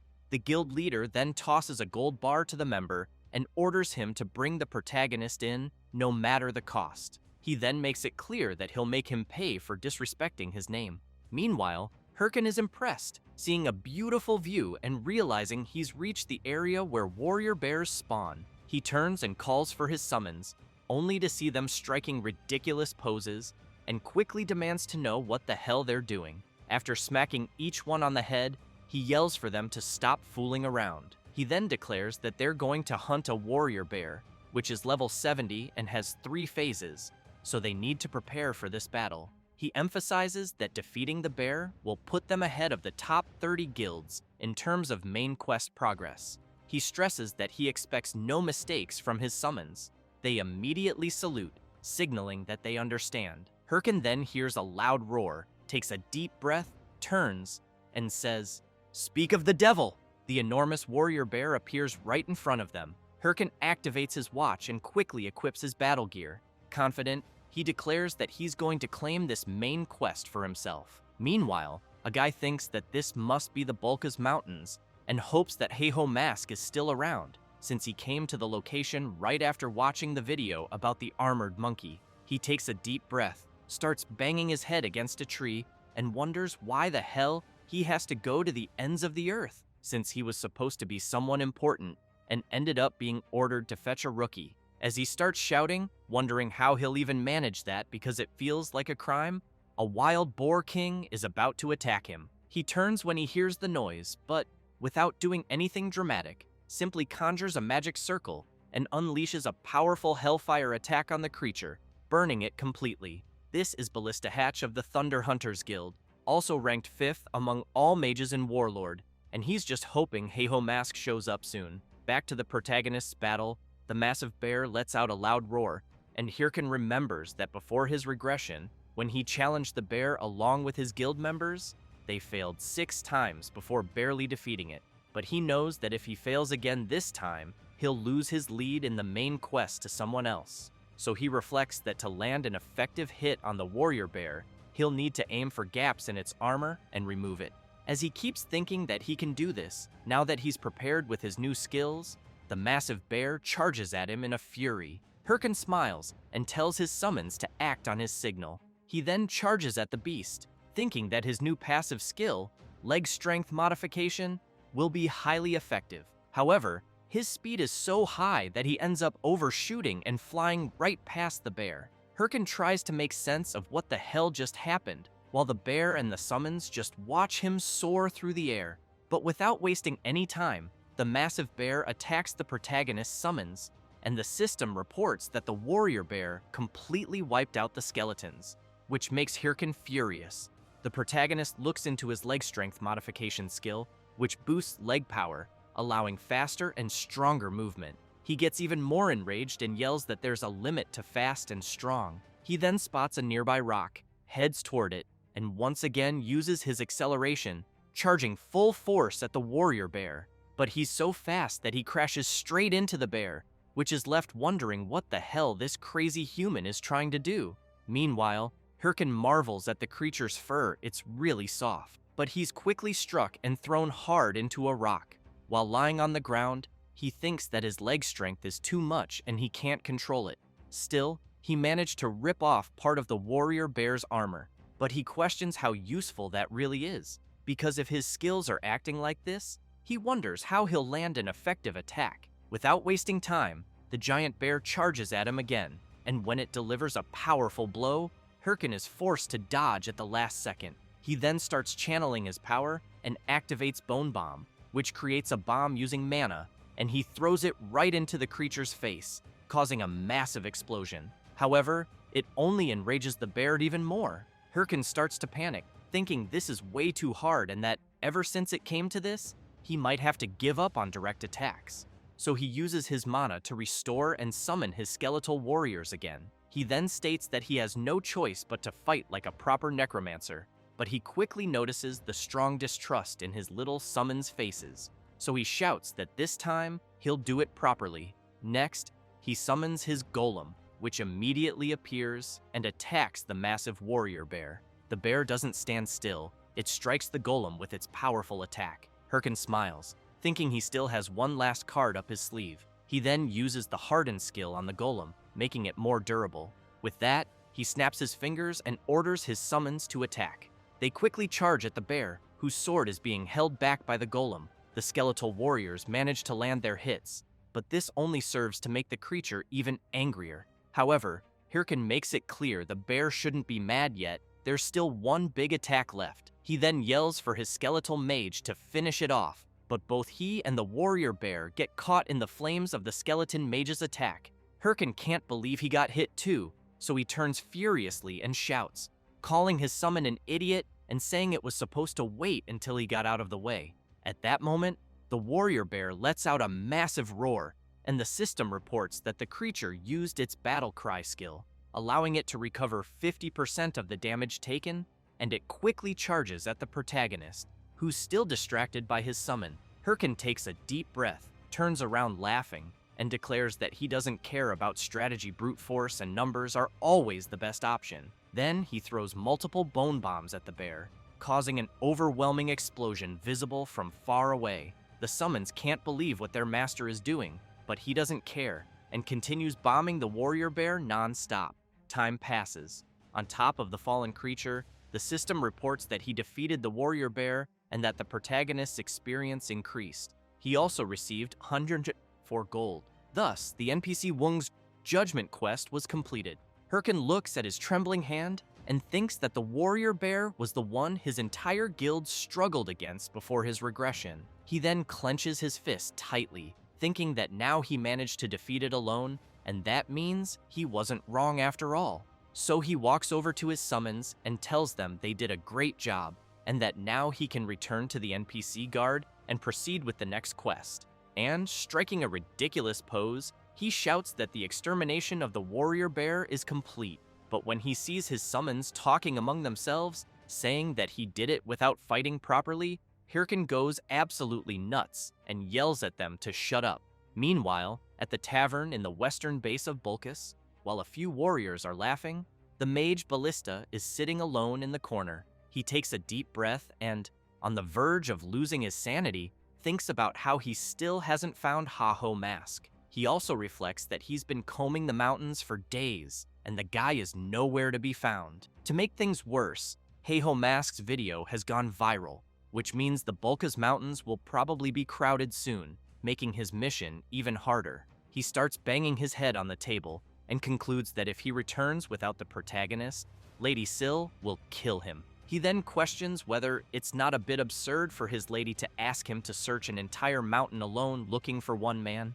The mage gets frustrated and curses the Thunder Hunters Guild, not noticing his watch making noise. Then he realizes he's in a call with Sil. He quickly jumps from his seat, trembling, and tries to apologize, saying that's not what he meant. But she replies that he's working hard, which makes him a little uneasy. Sil says she thinks the task she gave him was unreasonable after all. He's searching an entire mountain on his own, and that she understands how hard it must be, even for him. The mage is stunned by her words. He starts laughing, saying he's fine, that it's no problem at all, and asks if he can get back to the mission. Sil then tells him that she sent Hahui to help. Out of nowhere, an explosion goes off in the tavern, blasting a hole in the wall. As Hatch turns around startled, Sil makes it clear that the two will work together to find Ha-Ho Mask. Someone walks through the hole and yells at the mage, calling him an idiot. It's none other than the Princess of Thunder, Hahui of the Thunder Hunters Guild, who's furious and tells Hatch that it's his fault she had to come all the way there. Hatch is stunned, thinking she's one of the people who hate him. He screams that he hates this rotten world. Later, someone from above comments that Bulka seems to be getting pretty crowded and that even a village has formed. It's the protagonist, who also mentions that most players have probably realized this is now the main search area. He then takes off at full speed, leaping from tree to tree, thinking he has to hurry and reach NPC Wung, until he sees three guys coming his way, and upon closer look, notices their clothes resemble those of the three guys he saw earlier. So he wonders if they're there to get revenge for their friends. He closes his eyes and tells them to attack already because he doesn't have time, but he doesn't realize they run right past him without paying any attention. He turns around, confused, trying to understand. They just shout for help. Herkin is puzzled, saying he didn't do anything, but doesn't notice something approaching. In a blink, the three guys are brutally attacked, and Herkin's face gets scratched in the process. He turns to see what's going on and sees two people. It's Hahui, the Princess of Thunder, and the Mage Hatch. Upon noticing the emblem on their clothes, Herkin realizes they're members of the Thunder Hunters Guild, but he's quickly startled by a sword pointed straight at him. Hahui demands to know if he's the guy called Ha-Ho Mask from the videos. Herkin recalls that Hahui is the second in command of the Thunder Hunters and also a fanatic who would crawl through hell if Sil ordered it.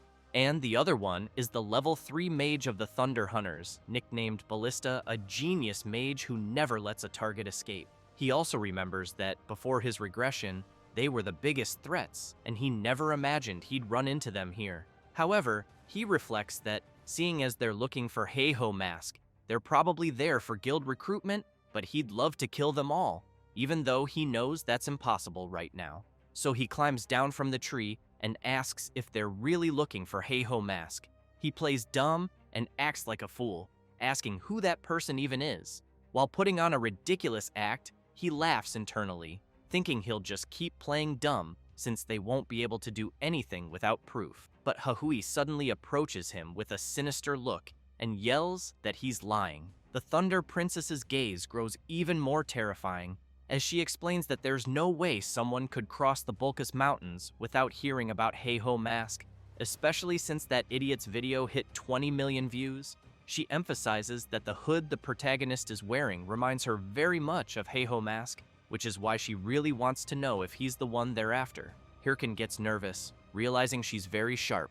The mage steps in and tells them to stop, saying that's not the issue right now. He then points at the Thunder Princess's forehead and yells that the problem is her. He starts ranting that she destroyed the inn, killed people just because she thought they were suspicious, and now he wants to know how she plans to fix all this, since everyone knows their guild and they won't even be able to deny it. Hatch starts shouting even louder, demanding that she apologize quickly before the guild's reputation takes a hit because of her. Hahui also gets flustered and yells back, asking why the hell she should have to apologize. Herkin watches, stunned, wondering if they've always been like this. Eventually, Hahui, visibly annoyed, mutters an apology. Hatch watches her walk off and asks what kind of dumb behavior that was. He then turns to the protagonist, apologizes for his partner, and wishes him a good game. But as Herkin sighs in relief, thinking he narrowly avoided trouble, he fails to notice someone rushing at him. When he sees a fist flying straight at his face, he's terrified, and before he can react, he's punched by the Thunder Princess and slammed into a rock. Hatch loses it, grabs Hahui, and screams, demanding to know why the hell she hit someone again. Did he call her a mad dog, or has she actually gone crazy? She replies that she thought the protagonist would at least dodge her punch. Herkin wants to know if they really just assaulted an innocent user who had his guard down, so he calls them out. Then, putting on glasses, he announces that he's formally filing a complaint against the Thunder Hunters Guild. He opens the forum window and explains that first, he'll post it on the official forums to make it public, and the title will be Thunder Hunters is a cruel guild that massacres newbies. The mage panics and quickly apologizes, saying they'll compensate him and begging him to just forget about it if possible. So Hatch hands the protagonist a handful of gold coins, and Herkin comments that since the mage is offering 1,000 gold coins as a gesture of sincerity, he'll let it go. Hatch breathes a sigh of relief and thanks him. He then grabs Hahui's arm and while dragging her away, yells that he can't stand her. Herkin knows what he just did is pathetic, but for now, it's the best option because he's fully aware that provoking them carelessly would be a disaster. That's why he knows he just needs to endure this a little longer. As they walk away, Hatch asks why the hell she causes problems every single time, and if she doesn't realize image management is vital for a major guild. Slightly confused, Hahui wonders if people don't instinctively dodge when attacked. Hatch asks if she's seriously trying to say it's his fault for not dodging her punch. She replies that it's not that, it's just that guy. He looked like he was just annoyed seeing the attack coming his way, almost as if he thought he had no choice but to take the hit. Hatch says he's begging her and asks if she can just be quiet. She tells him to shut up and calls him a loser. Meanwhile, the protagonist returns to NPC Wung's house and hands over a piece of the warrior bear's armor. Wung comments that this was expected and that something is definitely going on. He thanks the protagonist once again and emphasizes that if it weren't for him, there would have been many casualties. However, he wants to know if he's okay, since he sees him trembling. Herkin replies that he's fine, but is thinking that the NPC needs to hurry up and move on, because if there's any delay, the top 30 guilds will catch up. With that, the NPC grabs a chest and places it on the table.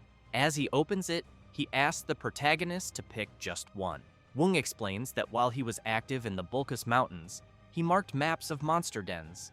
Herkin remembers that means they're treasure maps, and gets excited, thinking that all kinds of rare items can be obtained from the dungeons marked on them. But just as Herkin reaches for one, the NPC makes it clear he has a favor to ask. Herkin gets furious, thinking he knew it, there's no way he'd give something like this for free. The NPC then explains that there have been reports of armed monsters appearing beyond the Bulkus Mountains too, and he wants the protagonist to go to those places and investigate, just like last time. Herkin takes the map, says yes, and asks where the location is. Wung says it's the Perung Forest. The protagonist makes a face like he just sucked a lemon, and the NPC, noticing, asks if he has something to complain about. Herkin says no. As he steps outside, he takes a deep breath and gets really annoyed, because he knows Perung Forest is a level 90 hunting zone, which means he'll need to level up separately on the way there. He then wonders if the perfect hunting ground right now is the Sura Canyon, since he knows there are level 75 demon worshippers there. But he gets excited and thinks that since he already defeated the warrior bear, a demon goat should be easy to hunt. However, as he walks a bit further, he gets really startled, and upon seeing Chev the Slayer ahead of him, wonders what the hell that guy is doing there. Chev, in turn, is surprised to see the protagonist. Meanwhile, Hatch is crying, calling Lady Sil through remote transmission. The mage says he can't work with such a barbaric person. Sil laughs and says it seems the two of them are struggling with the mission.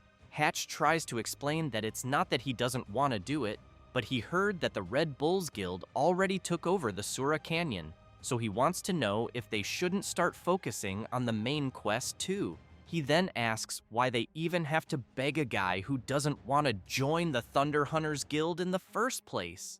Sil thinks for a moment. Then she orders them to stop tracking Heiho Mask and declares that the Thunder Hunters will now enter the main mission. Hatch starts crying even more from happiness and says that's just what he expected from Lady Sil. After the remote call ends, she leans back, smiles, and thinks that the strong are drawn to the strong. And for that reason, she wants to see how long Heiho Mask can keep running.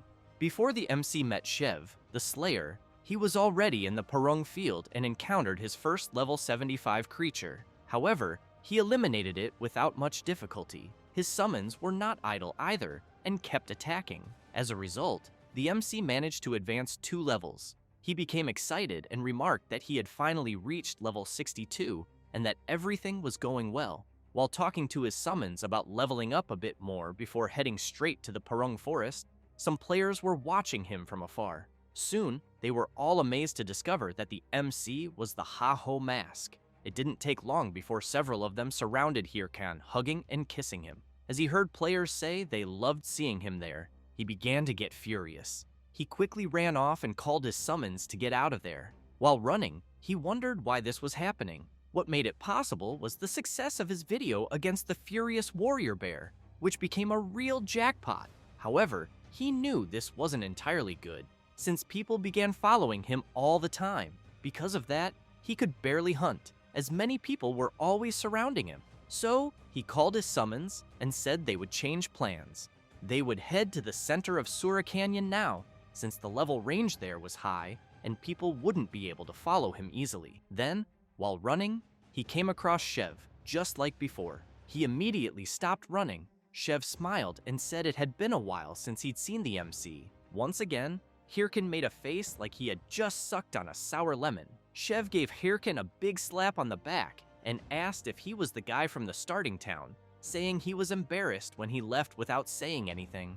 But he also commented that the MC's leveling speed was impressive, since he wouldn't have imagined that someone who had been in the starting town just a few months ago would now be hunting in Sura Canyon. A bit tired from all the running, Herkin asked about Chev, as he knew Sura Canyon wasn't the kind of hunting ground a ranker like him would normally visit.